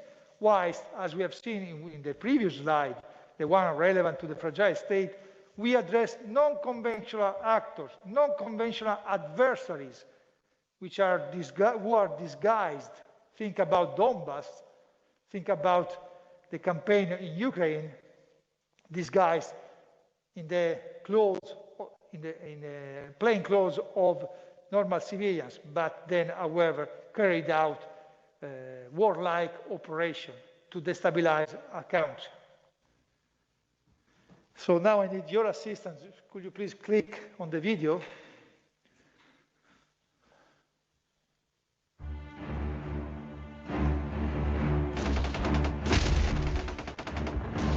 Imagine a country on the verge of war, or in an unstable situation where law and order are non-existent.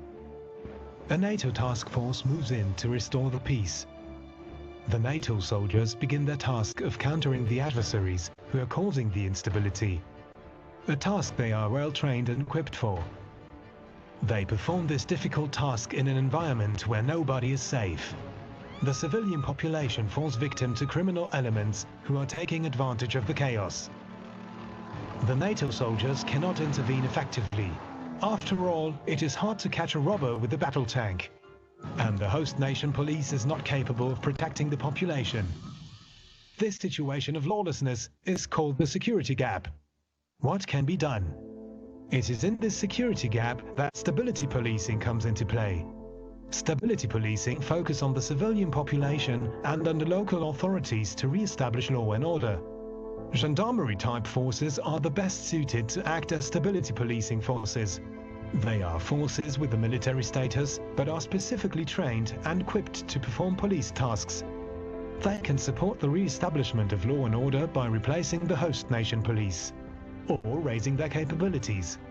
This is important because restoring law and order in an unstable environment is crucial for rebuilding a nation and establishing a long-term governance once again. Stability policing can make the difference.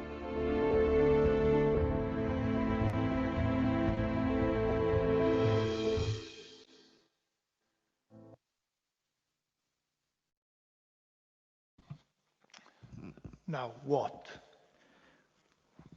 What is stability policing? We need to seize the critical golden hour when we put our boots on the ground through our civil-oriented approach in order to address, as I mentioned, those criminal power structures, those spoilers which can undermine the end state of the mission, can undermine the mission since the beginning. We do it through our normal policing duties, which cover the full spectrum of policing activities back in our countries. The same applies when we deploy. Nothing changes. Maybe the local population speaks another language, but they do have the same needs of any kind of population. Community policing. Let's take off our sunglasses and look into the eyes of the local population to understand their needs. Don't focus on something which is not relevant to them. Focus on what they need. Remember the example of Afghanistan. So the widespread crime, imagine a war-torn country, or a country on the brink of war.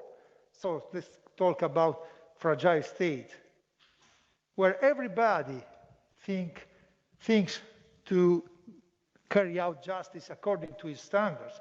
Think about local chieftains. Think about the mistakes of the international community when they put in charge of local police station or local police quarters, local chieftains, warlords, only because they speak just a little bit of English so they can interact. And then we end up with the criminals in charge of the local police if the police were dissolved, like it might happen with a tsunami. So think about it and think how to bring the police dimension into military operations.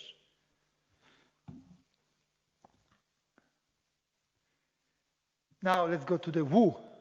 Who can perform stability policing tasks? The first logical choice, according to the Allied Joint Publication 3.21, which is the Allied publication for military police, reads that the first logical choice are the gendarmerie-type forces. Let's say the forces like the Turkish gendarme. Here I have my deputy commander on my left, the Guardia Civil from Spain, the deputy commander in front of me of the Eurogendfor, do testify the wide range of actors which can perform such tasks as per their traditional capability. I could mention all the member states of EGF, the Eurogendfor as well. However, we are not the only one who can perform this kind of task. Yes, we are trained to do it. We have the equipment, we have the background, we have the history. We are an armed force with the military status, but we are police force as well. And we do express civilian law enforcement capabilities, but it's not enough. According to the NATO doctrine, I mentioned IGP 3.2, there is a wide range of tasks for stability policing, which range from basic stability policing tasks to advanced level stability policing tasks.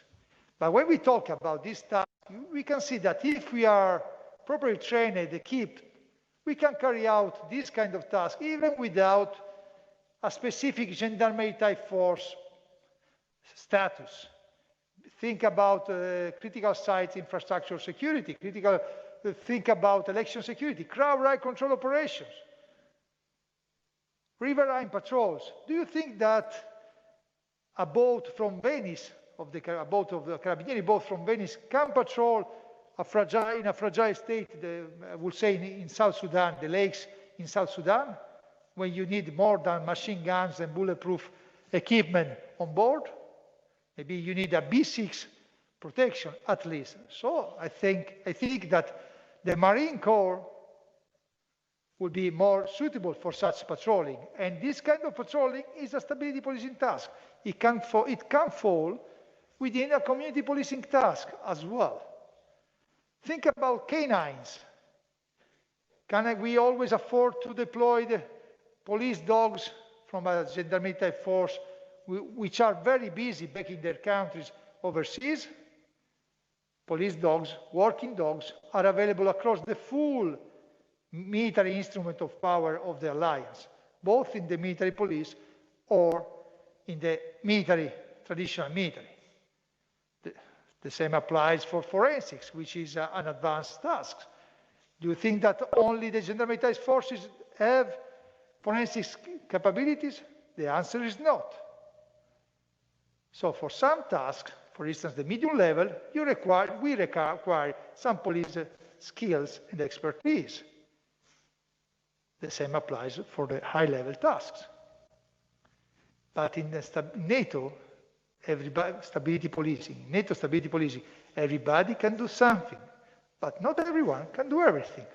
This is the open club policy which we have been implementing. Everybody can be part of the club. Everybody can provide his own piece of capability. Think about a toolbox where you plug in or you plug out your tools in accordance with the requirement of the theater of operations. And this slide speaks volumes, according to me. In a nutshell, these are the key takeaways. As I mentioned, we bring the police dimension into military operations. This is the what, why we do so. Not only future conflict, but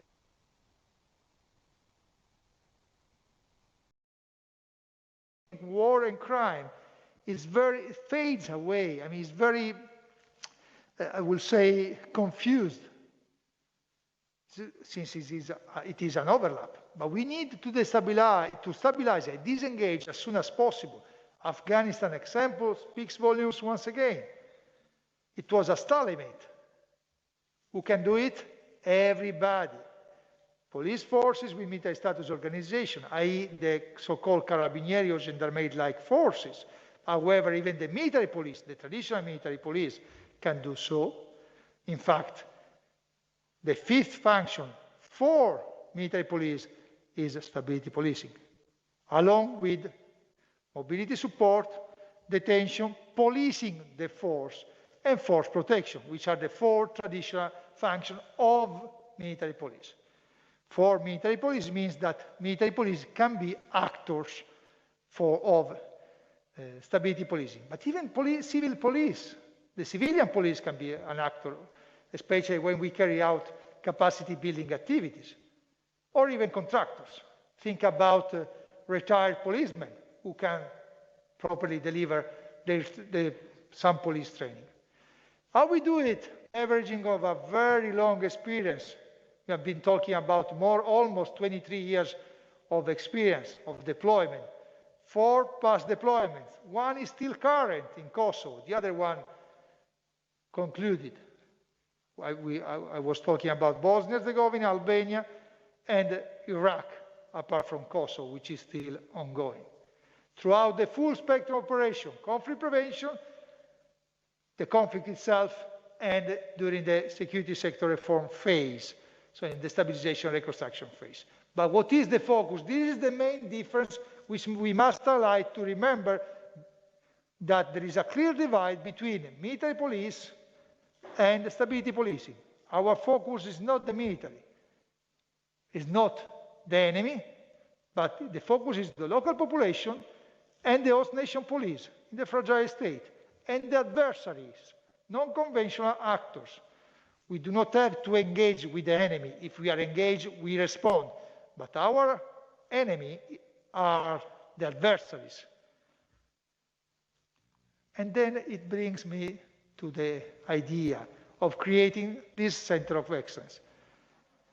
It was created in January 2015, the full operational capability. Italy is the framework nation, but there are contributions from the Czech Republic, military police, the French gendarmerie, the armed forces from Greece, the Marechaussee from the Netherlands, the military gendarme from Poland, the Gendarma Rumena, Guardia Civil from Spain, and the Turkish Gendarme, here represented by my Deputy Director, Kadir Oğuz. But once again, it's an open club, as I mentioned. So open club means that everybody can do something in this club. This is why we have close ties with the Military Police Center of Excellence in Poland, Bydgoszcz. We developed several joint endeavors which do underline the difference between the subject matters, between the specialties.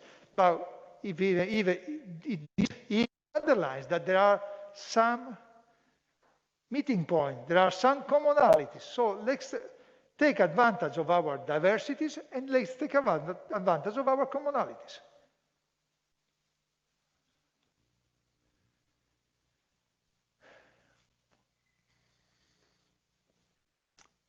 Although there is no common definition of stability policing across the 4 main international organizations, everybody, all 4 of them, did or do utilize stability policing assets, do deploy stability policing elements.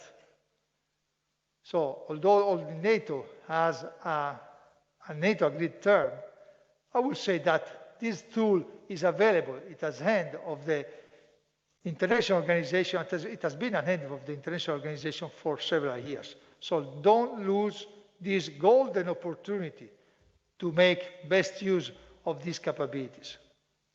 Although the name changes, we will see MSU, IPU, Foreign Police Unit, you name it, I will say, and then European Gendarmerie Force, we are still talking about the same set of capabilities. We are still talking about the willingness of the countries behind this endeavor to focus on the needs of the local population, protection of civilians. Our focus is not the enemy. Somebody else is to fight the enemy. On the right-hand side, you will see amongst the numerous partners of the center, the most important ones. Apart from Interpol and the European Union Police Civil Service Training, I like to mention even the CoESPU, I would like to draw your attention on the SIGAR on the right-hand side, the Special Inspector General for Afghanistan Reconstruction, which is a US Congress body that has been carrying out a thorough audit on Afghanistan, and specifically for what concerns the center, thanks to a cooperation agreement which we signed in late 2019, even an audit on the US and international efforts on the restructuring, the reforming of, I would say, creation of Afghan National Police. We have been gaining an awful lot of lessons learned, even thanks to the support of Eurogendfor, a CoESPU subject matter expert who joined this endeavor. However, once again, this audit will say what it was said by the CGIR, the Special Inspector General for Iraq Reconstruction. When you deploy, when you put your boots on the ground, please call the police. Don't forget the police. Otherwise, somebody else will fill the security gap. That said, do follow us on Twitter, YouTube. This event will be even launched, because as you know, it is recorded, so will be launched even on our YouTube channel. We have Instagram and we have Facebook. Follow us to be kept abreast of our initiatives. Once again, it's a think tank, very dynamic think tank, which works on concept development, exercises, delivers even training. We have a pretty good, a large training portfolio. Our offers ranges from 6 residential courses, like to be soon to be 7, and 3 e-learning courses, soon to be 4. So please surf on our website and you will find more information. A quick overview of what we delivered last year despite the pandemic. We were very busy on all the pillars of the center. We contributed tremendously to the development of the war-fighting capstone concept of NATO. We contributed to the revision of the counter-terrorism concept of the alliance, and then battlefield evidence and technical exploitation policies as well. But we even partnered with Result Support Mission and the government of Afghanistan in the development of the Afghan National Police post-peace policing paper, the P3 paper, which will inform the reform of the Afghan National Police. And then, last but not least, we managed to contribute to Joint Force Command Naples in the revision of the NATO mission Iraq plan. You might know that Iraq and the NATO Atlantic Council agreed to increase 8-fold the footprints of the alliance over there. So to this aim, we developed a paragraph in the plan and then an annex with the 2 appendixes for a possible deployment of a stability policing unit with capacity building tasks, responsibilities. Training, very, very busy. We are going to develop a new battlefield evidence collection training to several countries under the US auspices, which provided a very generous grant. We develop a similar training to the Iraqis, and this one, the one which we are going to provide now, is dedicated to countries of the Mediterranean Dialogue, the Istanbul Initiative Cooperation, and the G5 Sahel. Now we are active partners of the NATO School of Oberammergau and the NATO Joint Forces Training Center in Poland, which trains personnel bound to mission, especially to Afghanistan. We were very actively present in the Steadfast Jupiter Jackal 2020, which is a collective defense and crisis response operation exercise. Was the most important exercise for the Alliance last year. And despite the pandemic, we were amongst the few who were involved in this operation, in this very large exercise. And we were very well praised by the NATO leadership for our deliverables. And please pay attention to what is our e-learning capability. We increased a lot the attendance, so please do register to our website and look for our e-learning courses as well. The same applies to the very active lesson learned branch. Apart from the technicalities, if you have time, Google for the Assessment of Spoiler Threats conference held in October 2019, and Google for the summary report. Otherwise, reach out our public affairs office. We will provide you with a copy, with a fact sheet. And the COVID permitting, we will have, by the end of this year, most likely next year, mid of next year, a forum to discuss about an instrument, a tool to assess the spoiler threats before we deploy it. This year is likewise very busy.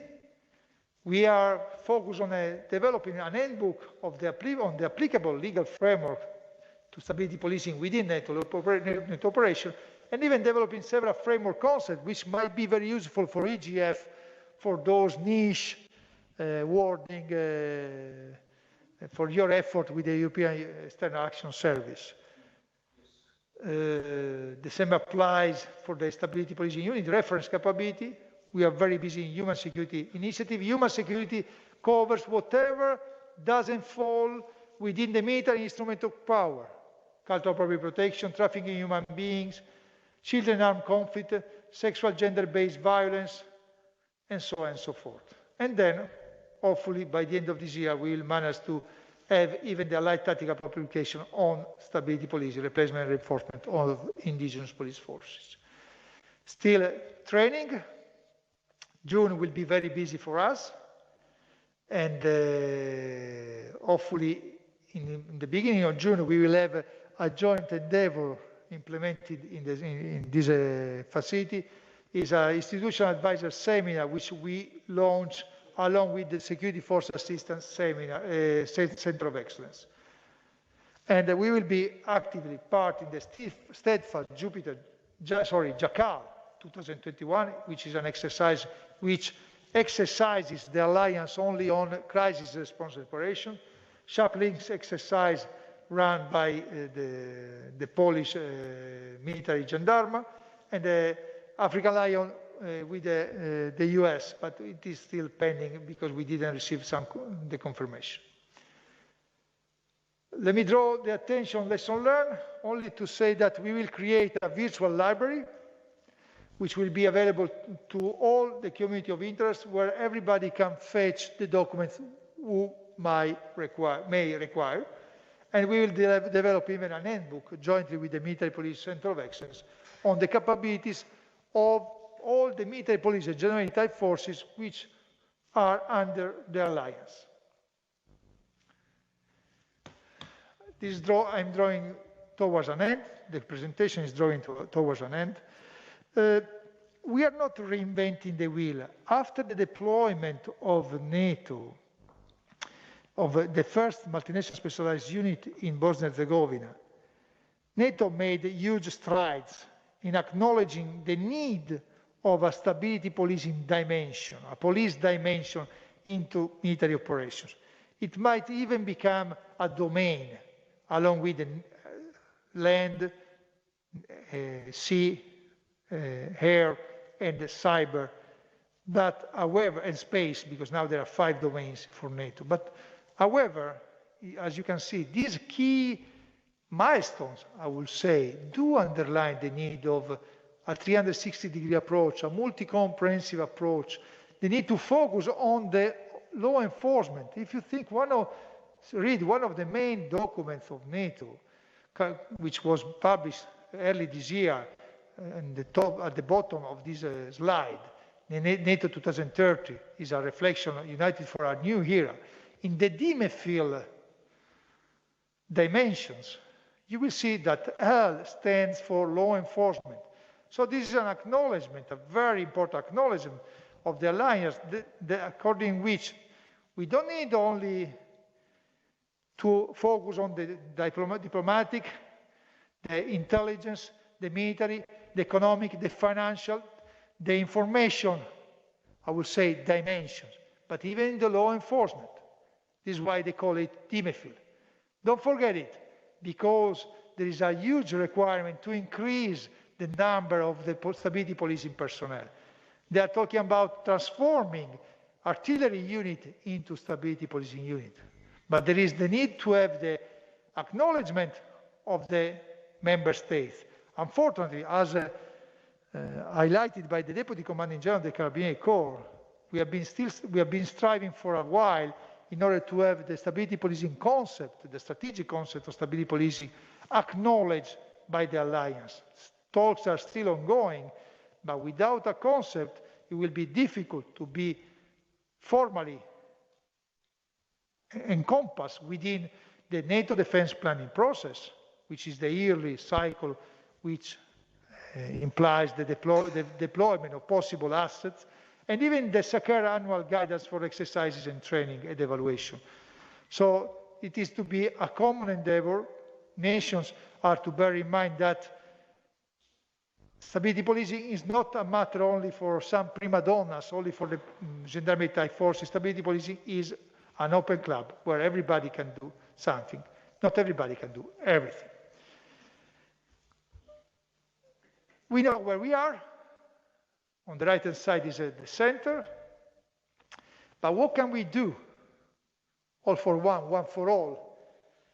So the idea to launch, along with General Barbano and Colonel Zirone and Rebecca as well, who we must thank for her support because she was tireless, to revitalize the trilateral agreement already existing, is aimed at making the best use of the expertise available within this very compound.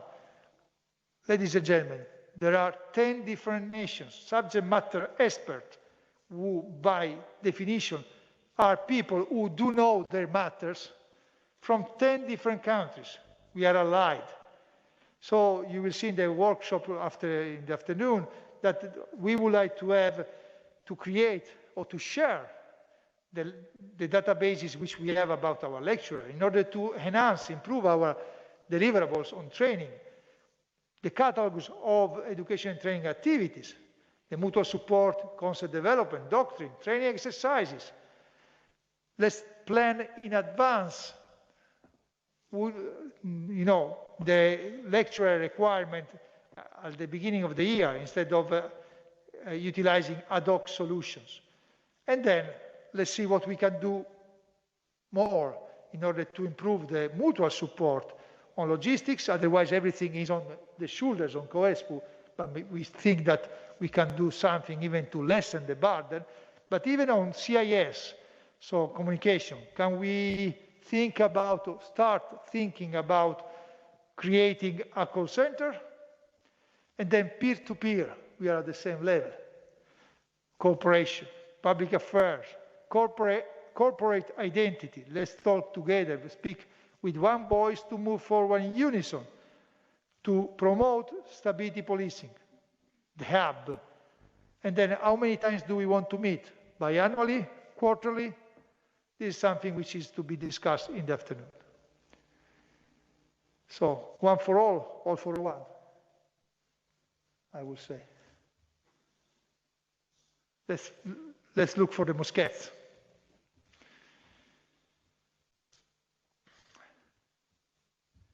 In a nutshell, stability policing is a tool available for the international community across the full spectrum of operation. For NATO, conflict prevention, Article 5 operation, which means collective defense, non-Article 5 operation, post-conflict, but then if we think about the third core task of the alliance, the first two are Article 5, non-Article 5, even in cooperative security.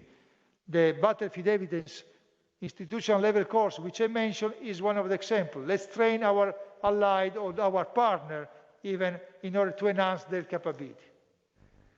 This is the open club for stability policing. Stability policing is not only a matter for gendarmerie type forces, and is aimed at restoring, upholding the rule of law, which is paramount not only in fragile states.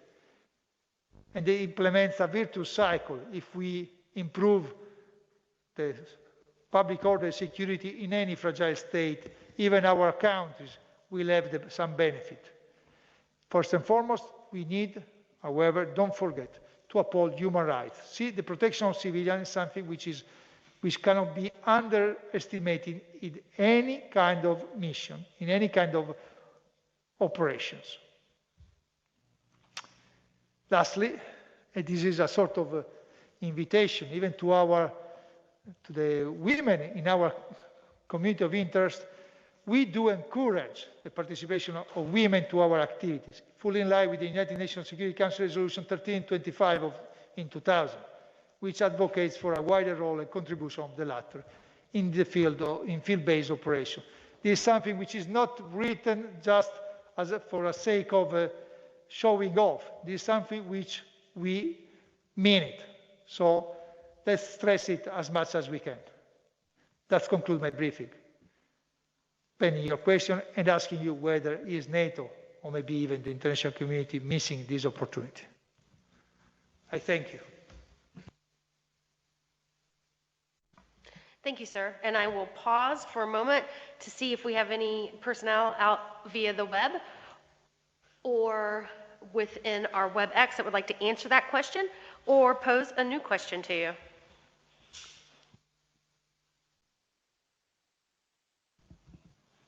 I do have to say to my leaders that the virtual community is being quite nice to you today, limiting their questions. However, don't forget this is a great opportunity. We have 3 subject matter experts on stability policing who have a lot of experience. So if you have any questions over anything you've seen today, please take this opportunity. Pending possible questions from our web community, I have a couple of questions to Colonel De Magistris. First of all, in one of your slides, a little clause appeared very evident, the golden hour. I would kindly ask you to dig more on this concept. And the second question is related to the role that stability policing could play in advising force commander on police issues in while a military force is deployed. Thank you. Thank you, sir. Slide number 17, please. Okay, whilst they're going to slide number 17, our colleagues, I will address first the second question, since I think it's the most sensitive, sir, because there is no common agreement on the military police and stability police community of interest on the role of the force commander, of the advisor for the force commander. According to the Allied Joint Publication 321, which is the publication on military police, the Provost Marshal is the advisor on military police, all police matters to the commander. However, there is a confliction with the IGP 3.2, where it says that, where it said that the advisor on stability policing for the force commander, stability policing, is the stability policing unit commander. That said, the discussion is up to the nations. In a nutshell, the SOP of the only existing MSU so far about stability policing, which is the multinational specialized unit in Kosovo, identify the force commander advisor on stability policing in the commander of the MSU. Another idea which we have been pursuing and with the Alliance is to create a position of subject matter expert in each staff of the force commander on stability policing, somebody who will sit in a separate office from the Provost Marshal. However, this is still under discussion between the nations. So I cannot give you an adamant reply on that, because here I am to represent the NATO Stability Policing Center of Excellence, so my approach is to be independent. So I cannot, but behind this statement, I have to say that there is no common agreement amongst the nations on the role of the advisor to the force command. So unfortunately, this is the critical point, this is the main criticalities. This is the main criticality which might jeopardize the success of the endorsement of the stability policing strategic concept, sir. But thank you, because this is the right to the spot. Talking about the critical golden hour, in a medical terms, the critical golden hour is that hour, that 60-minute time frame in an emergency room when somebody is taken to the emergency room and the doctor have those minutes, only those minutes to assess the injury, to assess the illness, and to save the life of somebody. So if we lose this critical golden hour, we'll give somebody else the injury, or the criminals, or the criminalized power structure, those spoilers who jeopardize, as we said, the mission itself. We will give time to them to put their roots, to enforce the willingness in the vacuum, which is the vacuum which we identified as the security vacuum, so the security gap. So that means that one added value that stability policing can provide to peace operation is also related to the inner capacities of rapid deployment possessed by stability policing assets. Indeed, sir, this is very true. I know that EGF can deploy up to 800 people within 30 days. I don't know whether this statement is still valid. However, in NATO terms, if we manage to populate the capability codes, the capability statement behind in the NATO defense planning processes, this is another issue which we almost overcame, because although we don't have a concept, we managed to be incorporated in the current NATO defense planning process. It means that if a nation is targeted to deploy an asset, this asset is to deploy within the given time frame provided by the alliance. So when a nation is targeted to provide a platoon, they pledge the platoon, and by pledging the platoon, they will say this platoon can be deployed within X days, according to NATO standards. So there are several leverage, but I cannot go into depth because it is classified. There are several layers of intervention, and so this is very true, sir. Thank you.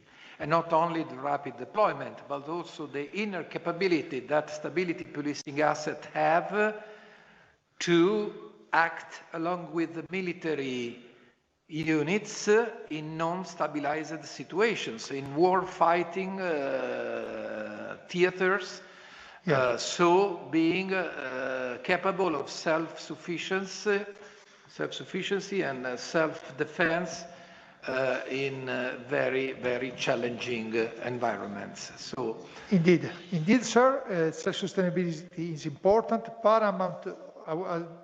By the same token, it is paramount to be interoperable with the military, but what is even praised for stability policing asset is the fact that stability policing asset can make available a quick reaction force more flexible than the traditional military.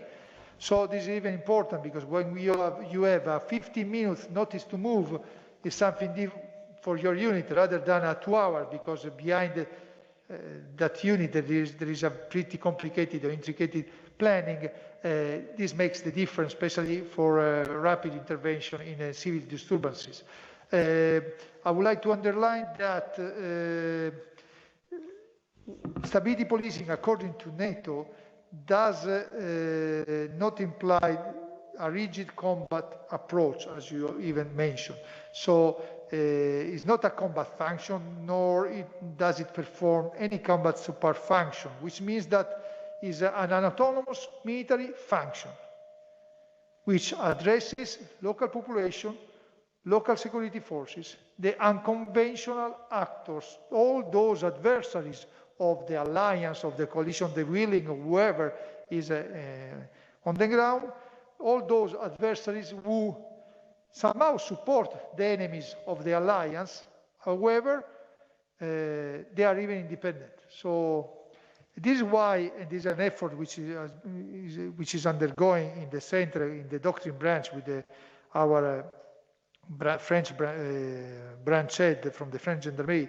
We have been focusing also on developing a research on the applicable legal framework, and I thank you, both of you, even for the support which you are going to provide us in the webinar, which will take place 1 week from now on the subject matter. The applicable legal framework in land operation relevant to stability policing.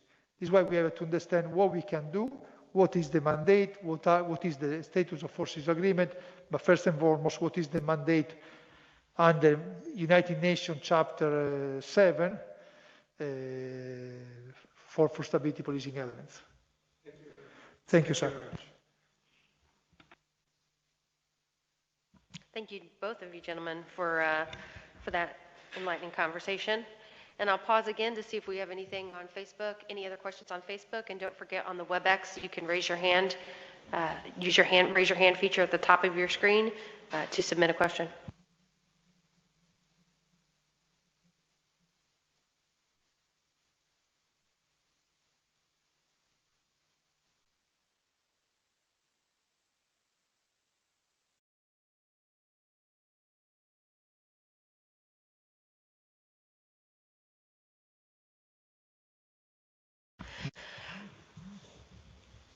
Okay, so I just received word that we don't have any questions out there in the virtual world. So I just want to conclude with a few comments, sir. Thank you for opening the door to show us inside your organization and your 9 nations that make up your critical organization. Small, yet very critical organization as it relates to stability policing. You have a very big task with the concept development initiatives that you take, and also, as you operate under that think tank, while then managing the professional courses. I know, sir, that my first event here at CoESPU as the Deputy Director was to attend your Lessons Learned conference in 2019. Very informative, a very great introduction to the missions that are ongoing within the Stability Police world. And I very much look forward to attending your Stability Policing for Leaders course in May, and then also the Lessons Learned branch hosting your Lessons Learned conference this fall again as we get to resume activities. I do look forward to that. But you provided me with something that is very applicable today within stability policing, and it was a quote on one of your slides that said, "Everyone can do something, but no one can do everything." And I think that's very important and very valuable here within our stability policing community, and it applies to the Stability Policing Hub, sir, as not one of our organizations can manage all of the issues that deal with the security gap, but together we can all do something to make that initiative better. And I think it really sets the stage and the conditions as we roll into this afternoon and we talk about how we can do that with these 3 unique organizations. So thank you very much, sir. Thank you. Only by moving forward in unison will we be able to make the difference. This is what we do. We also created an hashtag on our Twitter, make the difference. And we can make the difference all together. So this is a team, I will say, peer-to-peer work, and I believe that will provide an added value for the international community. Thank you for your mention, however. Two important hashtags, hashtag make a difference, sir, and then also the hashtag Stability Policing Hub for our viewers out there. So make sure that as you're making a difference out there, that you include those 2 hashtags in your social media. We created it, yes, even at that one. Well, General Barbano, this concludes the 3 presentations for today, and in a few moments I am going to close the webinar portion of this and transition to the working groups, and I just wanted to know if you had any final comments before we move on. Well, Rebecca, thank you very much. Of course, I'm glad to farewell from our participants to this webinar from their home. I invite them to reconvene at 4 p.m. on our WebEx so that they could assist in the conclusions of this workshop. And I also would like to take advantage of this moment to encourage all the participants to the different working groups, to strongly encourage all the participants to the different working groups to exploit this unique occasion for brainstorming, for taking the opportunity to express new concepts, new ideas on the already existing outstanding collaboration amongst our three entities, but to try to think out of the box, try to think on new possible ways of collaboration. Of course, we are exchanging lectures. Of course, we are sharing our doctrinal products. Of course, we are working on our social media and many other aspects that have been highlighted by Coronel De Magistris during his preparation. But there might be new ways of collaboration. There might be new forms for deepening the unique contributions that our three centers can provide to stability policing from their different perspectives and different frameworks. So be bold enough to propose and to think about a more effective and structured collaboration amongst our entities. Don't lose this great opportunity. So, thank you very much. Rebecca, back to you for the final remarks of this session, and then we reconvene in the afternoon. Thank you. Great. Thank you, sir. Special thank you to our commanders today for your words of wisdom, and I hope that the working groups can use or will use their comments as you develop your solutions to the way forward in stability policing. I also have to take a moment to thank our technical staff and team and executive team. There are way too many to mention, but I have to say it was led by Lieutenant Colonel Kunzler and his team, and the support that was provided by NATO SP Center of Excellence and the Eurogendfor technical assistance helped put this together. And they worked very hard to develop this capability. So thank you to that team, because we couldn't have done it without you. And then also to the executive committee for just the fine details that you put into today and for the rest of the day. I look forward to seeing the surprises that you have around the corners. So with that, I hope that our virtual world enjoyed the look inside CoESPU Nato today, and I hope that we were able to provide you a better understanding of what the three organizations do here. Similar yet different, the three organizations do here on CoESPU Nato that make up our International Stability Policing Hub. For your awareness, as General Barbano mentioned a few minutes ago, we will be transitioning into working groups after we shut down the WebEx. The working groups are going to shape the future of our collaboration, and they'll seek to increase opportunities to collaborate in the virtual world, create more interaction virtually, and then also we look forward to hosting these collaborative events here in person at CoESPU Nato. I've already thanked the technical team, so I'm going to go ahead and transition and say that, you know, we're talking about why stability policing matters. And it goes back to the quote, everyone can do something, but no one can do everything. But it really doesn't matter, our nationality or our other personal demographics. But at the end of the day, we're all working in the same direction towards stability and peace. So again, I hope that you enjoyed your time here. Please monitor all three websites to keep up with our collaborating efforts, and we look forward to working with you. And we hope that you join us back here at 1600 today to hear the outbriefs from our working groups and get an understanding for their creativity and their outside of the box thinking as we look to move the Stability Policing Day forward and further develop this as a wonderful collaborative event. So thank you for your time, thank you for your efforts, thank you to the team, and we will see you at 1600.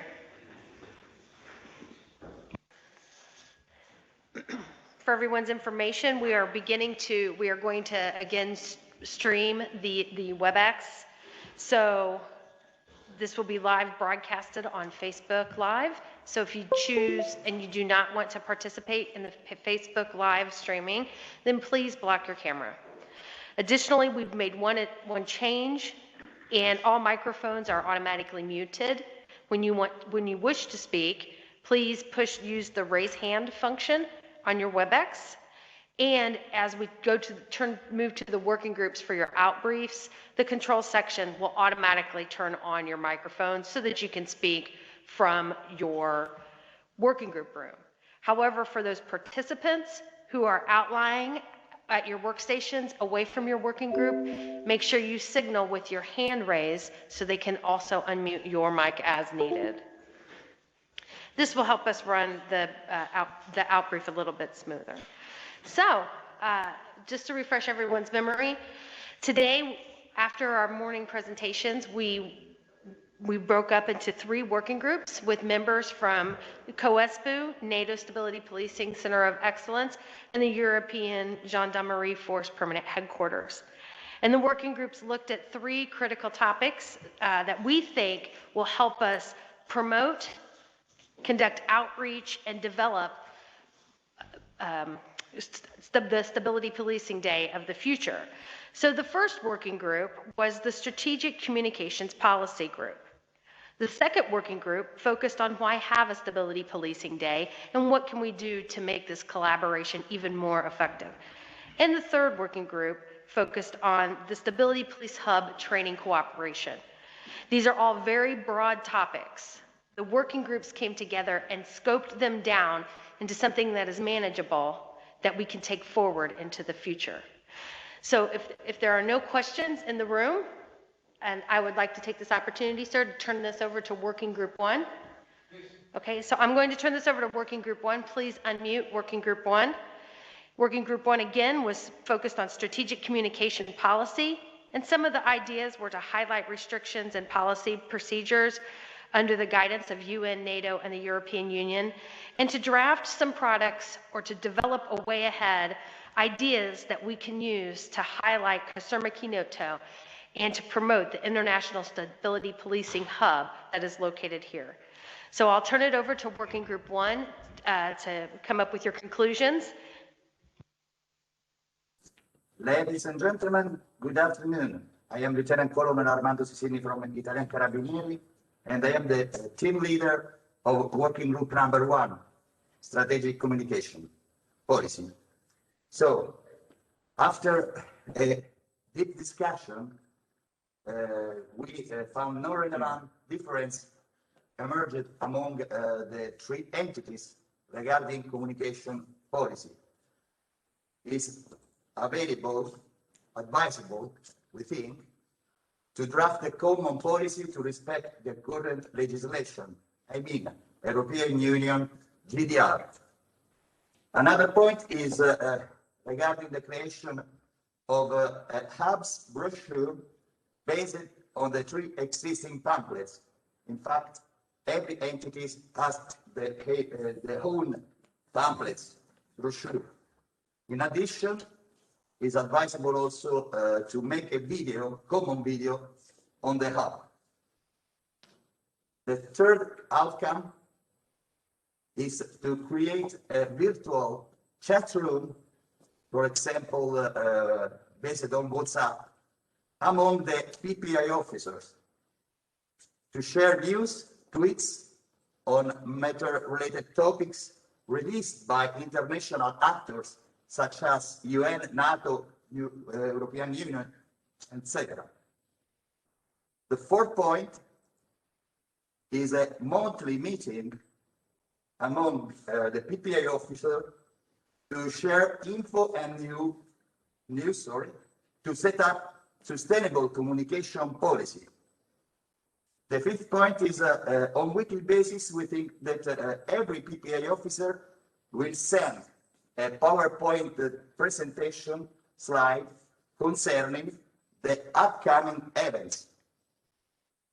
And the last point that we found is a creation of a common pictures and video archive. Then this concludes my briefing. There are questions?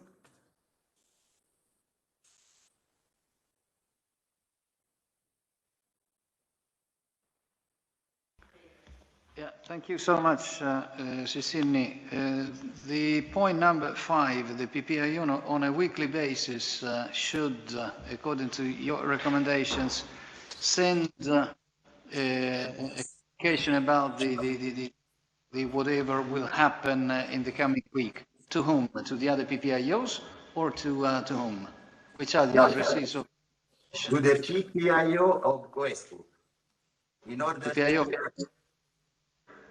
to update the magic screen. To update? No, this is connected to the exploitation of the magic info, the screen system. So to prepare a slide from each entity and to be shown during the week, along the week, on the screen, on the system, screen systems, internal screen system. Thank you so much. Can you please go back to slide number 2? Okay. It seems very interesting. Okay, thank you so much. I need to read it again. Okay, thank you.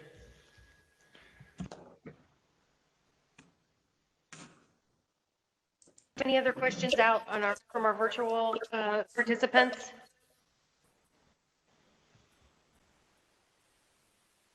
Okay, no questions heard.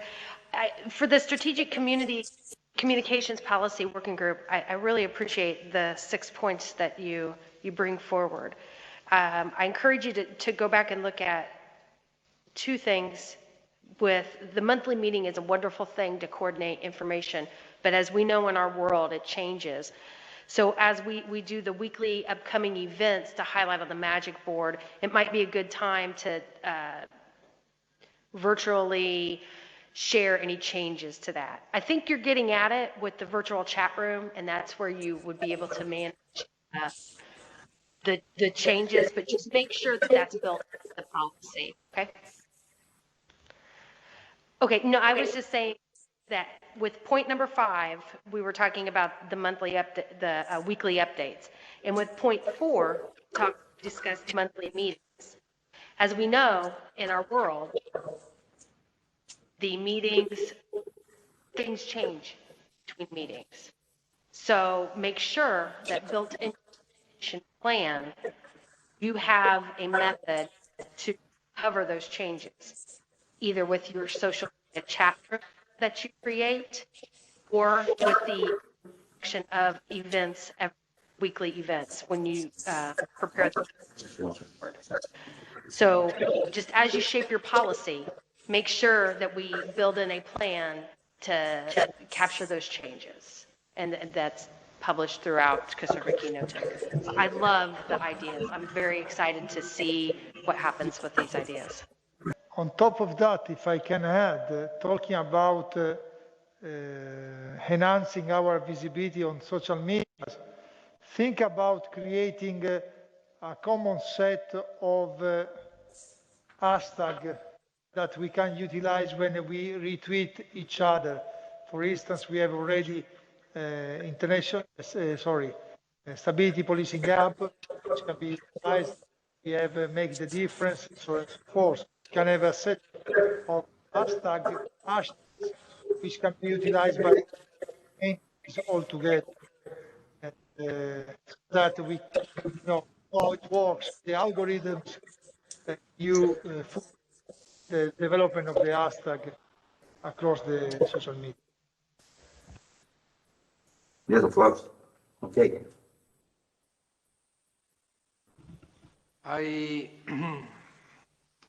linking to what was just noted by Coronel De Magistris, I encourage the working group to continue to work on these issues, particularly on the definition of policies, clear policies related to the social media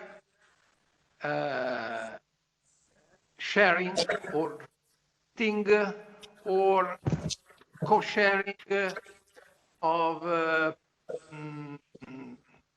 publications or tweet or posts.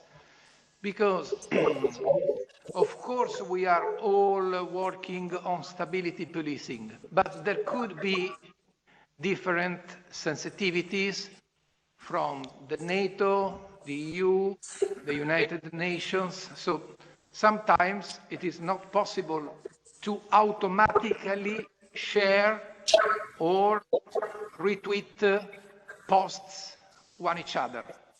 So there might be the need for clear policies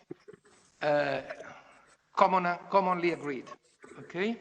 Well, thank you, Working Group 1. I really look forward to seeing your pamphlet and your video. You guys do such a great job with our publications and with our media as it is.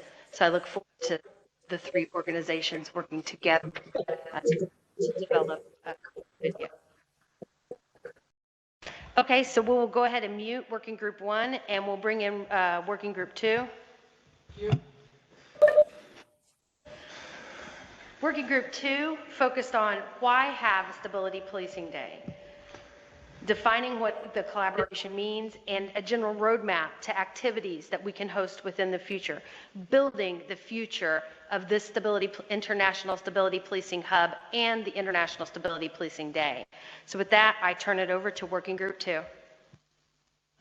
Thank you, Becky. So first and foremost, let me thank the colleagues from CoESPU, EGF, and my deputy for assisting me and working with me in this very interesting exercise. And so we had a very good brainstorming, very effective and frank. So thank you all. So we saw which are the tasks. So do we need a Stability Policing Day? Guess what? Yes. Why? And so this goes back to what we said early today. We want to enhance the mutual understanding on the subject matter, on the respective subject matters, and peer-to-peer support. We want to improve the respective deliverables by taking stock of past experiences. We spoke about lesson learned, the lesson learned cycle of the numerous organizations which are represented here. And, keeping in mind that here in this hub, in this very hub, there are personnel from 10 different countries. Is a huge experience available, expertise available. And then it's a classroom.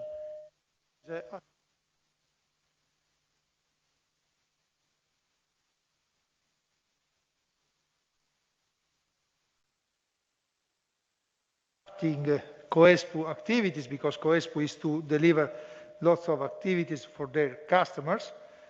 Let's try to make best use of this facility. And then we would like to improve the outreach.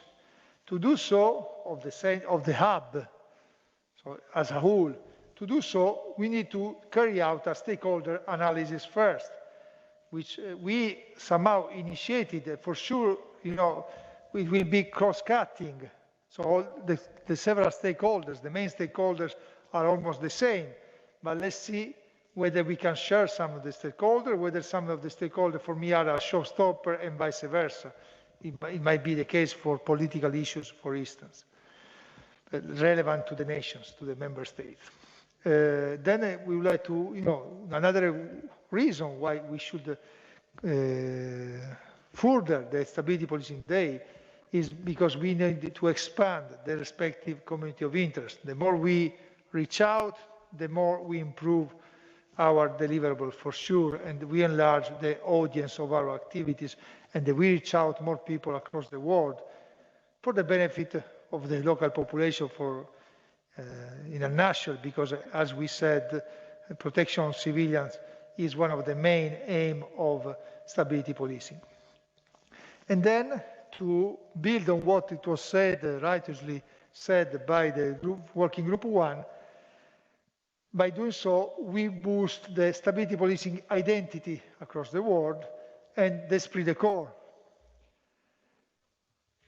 on stability policing within the center. And then another reason is that in this way we can further mutual logistic support.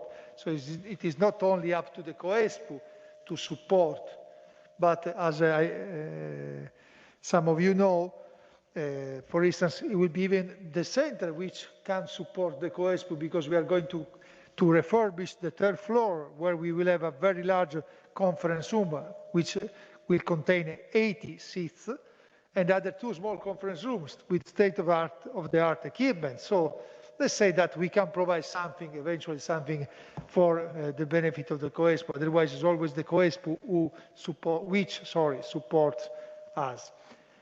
And then another question mark, I already mentioned in the past, CIS is an issue, and it is paramount. We saw how much the colleagues here work to support for the success of this event. So could be the time to think about creating a sort of help desk to support all the personnel in this compound. Roadmap. Is it feasible to do it once a year? We will say yes. About the date, still a question mark, but we somehow agreed, Antonio, that it could be sometime in February, so that all the 3 institutions have done the semi-annual talks, the reporting to their authorities, so we have time to put in order our own work, and so we can deliver an update in this event. So could be February for sure, before spring. To do so, we needed to draft the terms of reference of the event and develop even a concept note, an agreed concept note on the subject matter. To walk towards the event, the idea would be to share an update of our activities. So we thought that a quarterly update, so every 3 months, could suffice in order to keep abreast all the colleagues in the compound about respective activities, so that everybody knows, the right hand knows what the left hand does. And so we do not, nothing comes out of the blue when we when we deliver the Stability Policing Day. Every quarter, we have the QPU, but it's the new acronym. I need to get the quarterly periodic updates, but we can change it. Anyway, after the QPU, we could have the team building activities that I think make the difference. And then we can think about, this is a great idea, a sort of, displaying on the screens in the cafeteria some funny drawings about jokes, to be less serious than usual, and then organizing sport competitions, social event, and the like.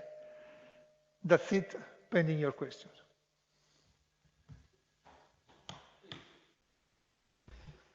Thank you so much. Only 2 questions, if I may. The first is about the stakeholders analysis, which is the scope of the stakeholders. Then For the log support, Houston, we have an issue, not a problem, but we have an issue as EGF because for the logistic support or the sharing of possibilities, our logistic rules are really strict. And the spaces, unfortunately for us, are those and our homeland into brackets only provided the first floor of our building, but we don't have possibilities of expansion and of acquisition, let's say, of other locations which might be of interest for the other centers. So for that, we might have some questions. Third and last, Stability Policing Day. If I properly understood, you suggest to have it in February. Now, we have, unfortunately, the tour of duty of the key positions, which is between June and September. So every other year, the Stability Policing Day might result in the eve of the rotation. So the idea, or food for thoughts, for another suggestion is to have it in fall instead of in February, meaning soon after the rotation, so that we have at least 1.5 years for everybody to remain there. And it might facilitate the discussions and might facilitate everything. Due to the already scheduled rotation of, for sure, all the key positions every other year. Thank you. On this, Antonio, agreed. So it was on this point. So for me, it will be easier for me because we report our activities at the end of the year. But we do even some semi-annual report. However, the structure report is issued in January. So I will be able to deliver a structured update to you, to the community of interest in February. I don't know to what extent it impacts to your guys who are rotating, because in February it's 4 months before the departure, I understand.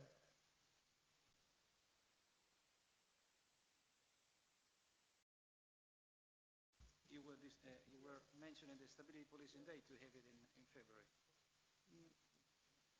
Yeah, for sure the report from the NATO Stability Policing Center of Excellence will be an asset because it's 33% of the common effort. My question, my concern, my question mark, it is not a real concern, is that if we run it 3 months prior to the rotation of the personnel of the key positions, the adherence to and the progression towards the possible enhancement of the projects could be somehow hampered. This is why I do think that the best would be to have it after the rotation to give time to, as far as the PSQ key positions are concerned, to run and have a broader perspective for the accomplishment of the projects.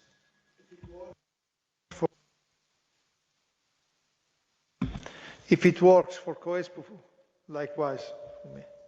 For me, it will be easier, as I said, because I do not have to summarize several times my activity. So I keep, but even the key QPU, the quarterly periodic updates, will be a way to keep everybody abreast. So at the end of the day, it's a piece of cake. So if you prefer fall,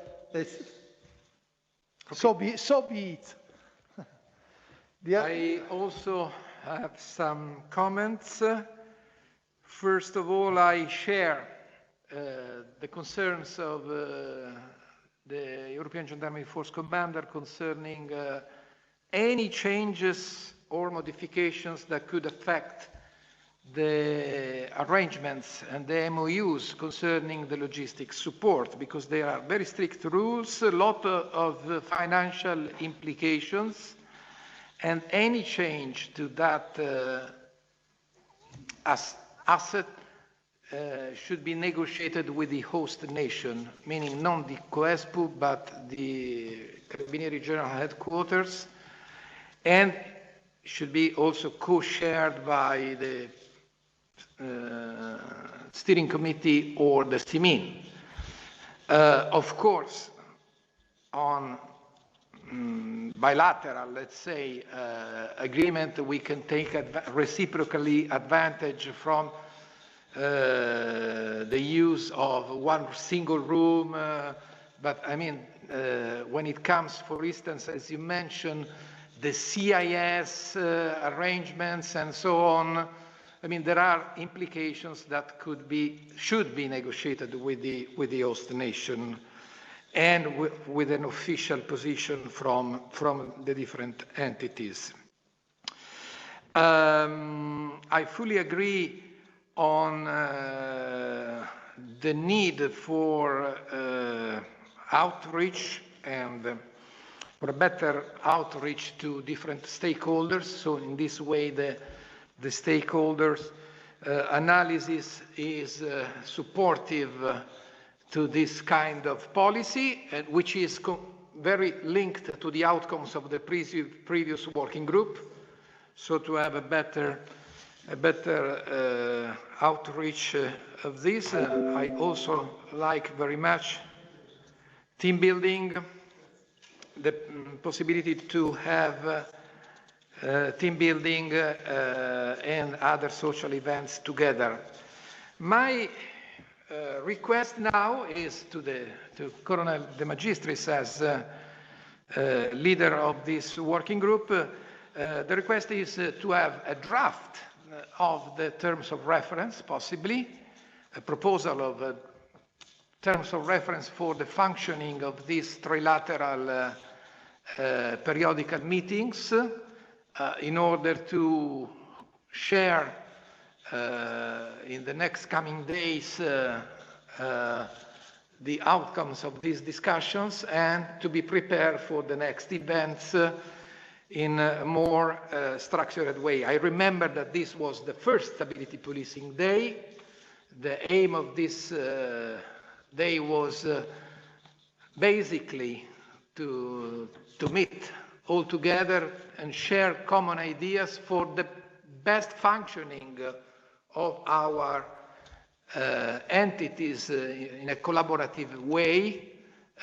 But the goal, the future goal, is to enlarge this community in order to include other actors, external actors, to include them possibly in more conceptual and doctrinal brainstorming. So for the time being, we are happy to discuss on organizational aspect in order to maximize our common efforts and present ourselves externally in a very cohesive way. So I'm looking forward for a proposal of terms of reference to co-share with the European Gendarmerie Force and to work on this draft for the future functioning of the Stability Policing Hub. And of course, consistently with the terms of the trilateral agreement already signed. Maybe it could be also accepted as an addendum to the already existing trilateral agreement. Thank you. This is noted. We will make it happen, and we'll see how it will be comprised of the working group. We need to sit together to understand who is going to attend it. Stakeholder analysis. In order to develop a project, whatever, you need to first understand which are the stakeholders. So when we say that we want to improve our deliverables, and we want to improve the outreach, and as a consequence, the community of interest of each other, we need to understand first and foremost which are the stakeholders. So which are the entities behind and the people behind our community, respective community of interest. So first, we identify the stakeholders, and then we can develop. So we cannot just develop the TOR, the terms of reference, the TOR, We must even carry out a stakeholder analysis, so, which is a part of this exercise. I don't know whether I replied. Yes, sir. That's definitely both the stakeholders analysis and ensuring that's incorporated, as well as the framework for the terms of reference and ensuring that we have the right personnel working to develop this framework. Sir, we can certainly address, I'll address with you offline, and we'll make sure that we incorporate that into our quarterly trilateral meetings as well as a touch point to make sure that we're getting the support for not just your terms of reference, but for the strategic communication plan, policy that's coming out. And then I'm certain that we'll have a due out from training. So we'll use the quarterly trilateral meetings as a place where we can touch base and make sure each of the working groups are getting the support and the follow-up from this day. Thank you, sir. Thank you, sir. Thank you very much. Thank you, Working Group 2. Now we'll transition to Working Group 3. Working Group 3 had a very large task. Their task was to review some of the training cooperation opportunities that we have. There's a lot of training that goes on here, from the tactical to the strategic level. And we have a lot of similar training that occurs. And so they were going to peel back the onion on areas where we can review and deconflict calendars, look at some projects, sharing of courses, attending different courses, and then also identify some projects where we may have duplicated efforts or where we are missing, where we have a missing effort, and we need to kind of close that gap. Now, I'm not certain how you scoped this down, so I guess I will turn it over to Working Group 3 now, and I look forward to hearing your presentation. Good afternoon to all of you. This is Colonel Mele for the Working Group number 3. Working Group was charged with defining the terms of effective, fruitful, and lasting training cooperation. First, by planning, concentrating, and organizing our efforts within our stability policing hub. The main aspects we focused on are, for sure, if the presentation will go on, perfect, share, review, and compare current activity calendars. It's fundamental. Identify projects, courses, and educational events that are similar. Review curricula for conflicting information. Last but not least, identify areas where courses and projects have duplication of effort. When possible, develop recommendations to eliminate duplication and share resources. The question is, how to do it? We have highlighted the 4 pillars, and we think we need to work and focus our efforts on them. Our 3 entities have strengths can be summarized as follows: resources, planning, network, lessons identified, and lessons learned. The experiences respectively matured by the 3 entities constitute a basin of potentiality of absolute value, a basin from which important resources can be drawn to implement both the training capabilities of the agencies and the training of this hub for the aspects that involve stability policing in its broadest sense. We must not forget the weaknesses that may emerge in our daily work. We believe that these weaknesses can be the subject of a joint effort to limit their negative effects and, where possible, turn them into opportunities for growth and strengthening. This is probably one of the biggest challenges we face. Defeating the weaknesses will be the real goal of the working group in the coming weeks months and years.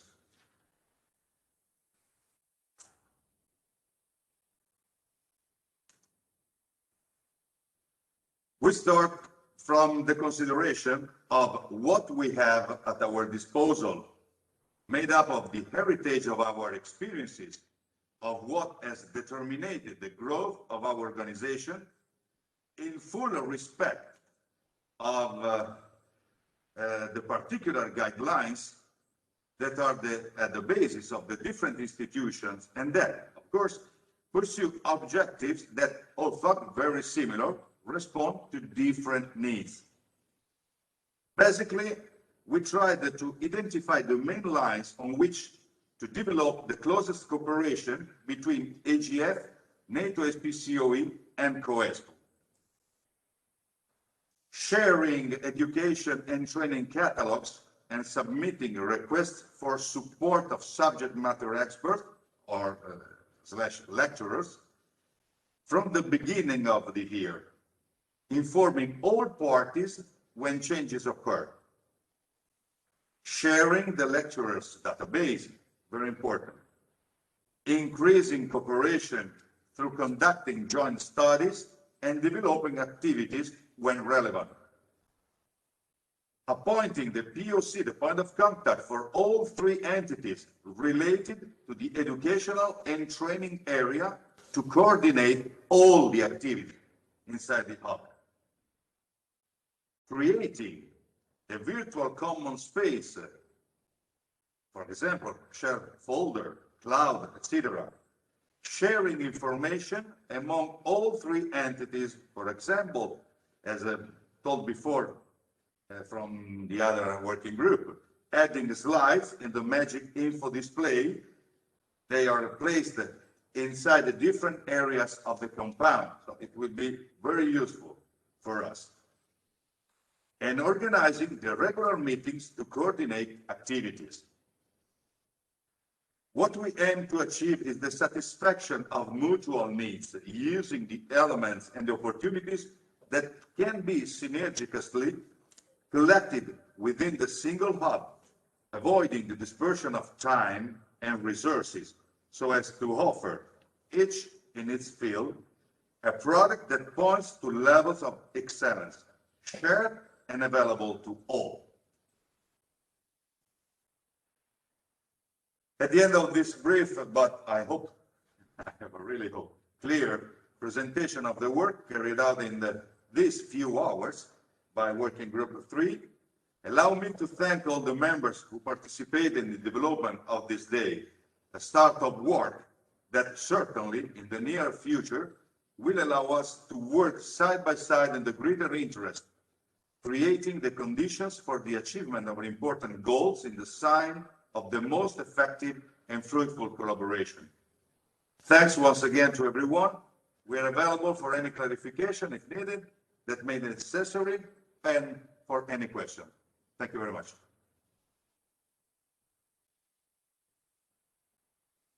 Always David Sab, okay. Yes, thank you so much for the presentation. As I understood, related to training, one of the is to detect possible overlapping or duplications related to training among different organizations. I don't foresee, as far as Eurogendfor is concerned, the permanent headquarters, but Eurogendfor as a whole, I do not detect the possibility of overlapping and duplications, meaning the training we normally provide is more than likely devoted to pre-deployment training, pre-deployment in the view of possible assignments. So I would see the issue from another perspective, meaning taking advantage of the capabilities and the possibilities offered by the two other realities, the two other entities here. It would be very beneficial for us in the view, especially in the view of these deployments, of coming deployments, to take advantage of expertise, I said, the structures and whatever might be useful for Eurogendfor personnel, or even for people coming from different organizations which attend the previous training is run directly here.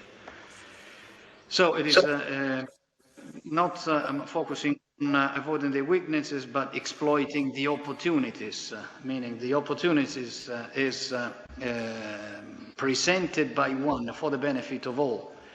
I have just one of the example I want to put forward.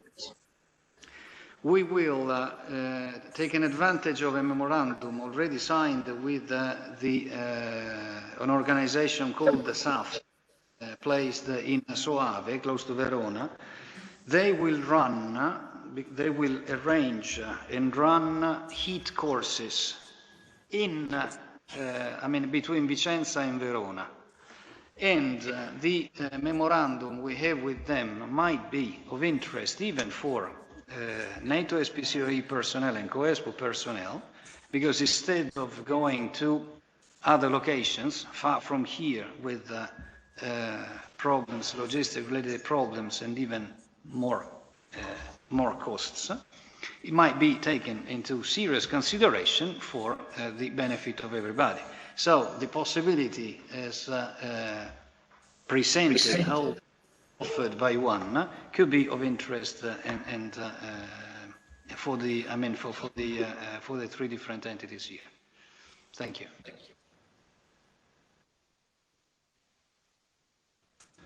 Okay, a few words from my side. First of all, thank you to Working Group 3 for the very thoughtful proposals, recommendations, very well presented, very well elaborated.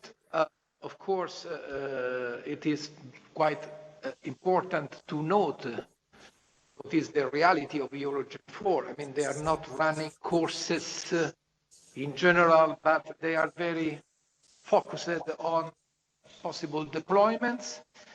But the CoESPU and the NATO Stability Policing Center of Excellence for sure could contribute with some, let's say, modules that could be valid for some exchanges instead of repeat same modules.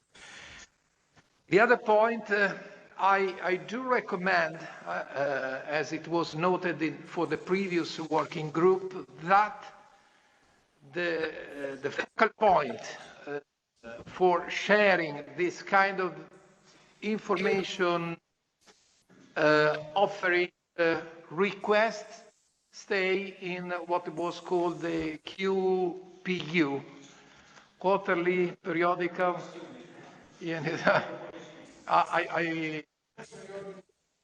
Quarterly periodical updates. It will be consolidated in the terms of reference. Okay. So all these ideas that are coming out from here, and of course will be consolidated in the minutes of this work, will be further developed and concretely developed within the following periodical meetings with concrete and real proposals to be implemented. Thank you very much. Thank you very much, sir. And Rebecca, back to you. So if there are no questions anymore, I'll pause for a moment to see if there's any more questions from the field on the ideas that were presented from the working groups.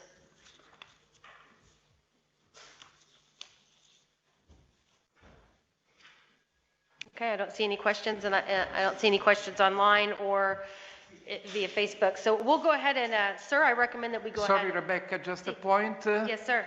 I would like to share with all the attendees a special commendation for Colonel Mele, who worked today on his birthday. So, happy birthday, Maurizio. Thank you very much. I really appreciate it. Thank you very much. Maurizio, if you told me it was your birthday, I could have changed the date. I mean, this is important. Next time, for the next year. Okay. Next year, plan this on your birthday. Sir, I I just think we had some great input. We have a lot of really good ideas. And what I ask for the working groups is to just maintain contact. Because even though the COVID restrictions are beginning to lighten, we still have to stay vigilant, and our partners still are under certain restrictions. Every nation is different, and as you know, we have 10 nations that we house here, and we need to respect that for everyone. I believe that we'll have a little bit more freedom come the June timeframe, and so I'll establish a trilateral working group meeting to follow up on the working group status. In the meantime, please establish your chat rooms, we can assist you with webinars, functions, to continue the conversation so we don't lose these efforts, particularly starting with the policy and the terms of reference. Those are two difficult tasks to shoulder and sometimes often get lost in our daily routines. We're all going to begin training, courses, and our own personal conferences, our individual conferences, and pretty soon we'll forget about the great ideas here. And I don't want to lose that effort. We'll use the trilateral working group as a touch point to continue to move these projects forward. But until we can meet in person and work this out, I'm going to need you to stay in contact with your working groups. So that is all I have. I think great job today on the presentations and the working groups. And I'd like to, I see Colonel Dimitris just has a... Can we share the presentation of this afternoon? The online presentation? Yeah, no, the three presentation, can we have? Yes, sir. So the morning presentation is already on Facebook. You can reach it. Sorry, I was not clear. I'm talking about this afternoon presentations.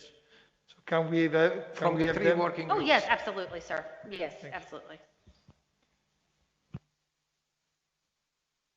Shall I close? Yes. Okay. So it's about time to end our activities. So dear attendees, dear colleagues, ladies and gentlemen, thank you very much for taking part and to this first Stability Policing Day organized at this International Stability Policing Hub. Thank you to each of the working groups for your detailed efforts. The topics discussed are very important as we look forward and continue to expand our collaboration under the trilateral technical agreement between the Center of Excellence for Stability Policing units, the European Gendarmerie Force Permanent Headquarters, and the NATO Stability Policing Center of Excellence. Your presentations were enlightening and have certainly generated many thoughts and ideas as we shape the way ahead for this international stability policing hub. The first working group highlighted how strategic communication and outreach is a key piece to bring awareness of the activities and opportunities within the Stability Policing Hub to our international partners and colleagues. I look forward to seeing the products developed that portray the important missions of CoESPU, European Gendarmerie Force, and NATO Stability Policing Center of Excellence, while showcasing our collaboration. I was very impressed by the proposals that were raised by Working Group 1, that are very practical, very concrete. For instance, the creation of a common brochure or pamphlet that can be distributed to the different attendees in occasion of visit or courses presenting this reality, as well as to very practical solutions such as the creation of a WhatsApp chat amongst the three PPIOs and the meetings, periodical meetings amongst them in order to achieve a more effective and a better outreach, communication, and a better outreach of our different stakeholders. The second working group is a testament of collaboration. The topic was developed by input from members of each organization within the Stability Policing Hub, and then defined by the leadership at the NATO Stability Policing Center of Excellence. Thank you, Giuseppe, for your effort in this, for your personal commitment to the efforts of Working Group 2. A true display of collaboration. I, as I imagine many in attendance, enjoyed your insight on the importance of collaboration. The suggestions developed by the group provide us with the critical stepping stones to host future international stability policing days and to make our collaboration more structured, more effective, and I would add more predictable. So thank you very much for your proposals, the stakeholder analysis, the periodicity of our meetings, to enrich our possible way of collaborations and to enlarge the possible way of collaborations also to other activities, but particularly the more concrete outcomes of this working group would be, a draft of possible terms of reference for the future. The final working group had a large task, as it was noted by Colonel Hazlett. Training collaboration takes place at many levels, from the simple exchange of calendars to providing subject matter experts as guest speakers or instructors, but also in a broader role such as joint research and developing as sharing doctrine.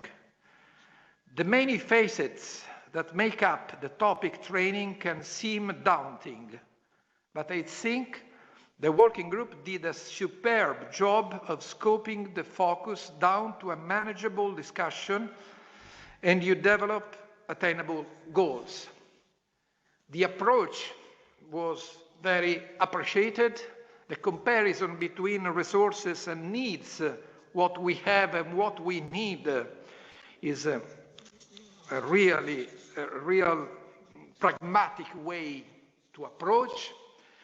And also the proposals, the recommendation for the future are really concrete. So I'm looking forward to develop further on this area in order to better exploit all the opportunities that are offered by our presence here in these premises.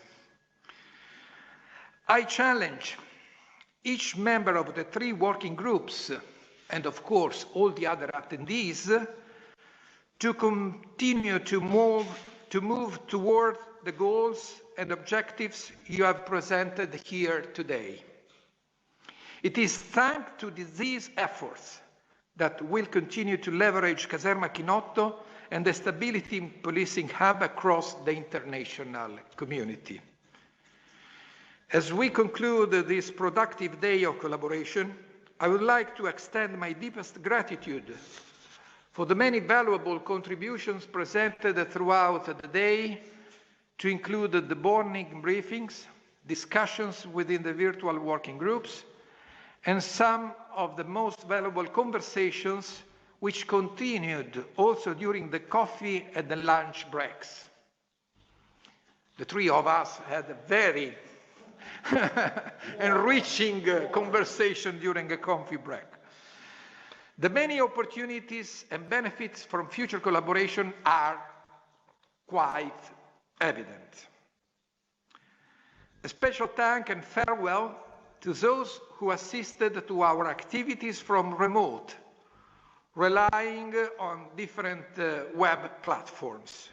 Your interest in our activities is a reason of pride and a great motivation for our efforts. I would also like to convey a special thank to the Executive and Scientific Committees for your continued effort that made today a success.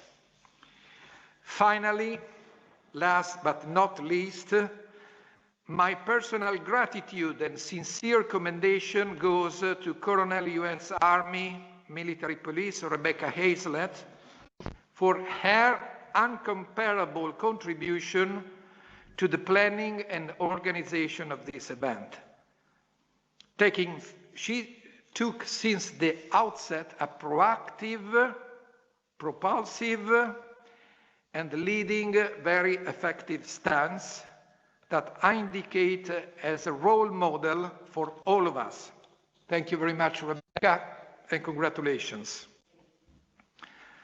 I look forward to seeing the final products from the working groups and the feedback from the after-action review process that will play an important part in the success of the future Stability Policing Days at Caserma Chinotto. Thank you, all of you. Grazie, Giuseppe, the two Giuseppe, and see you again for the next Stability Policing Days.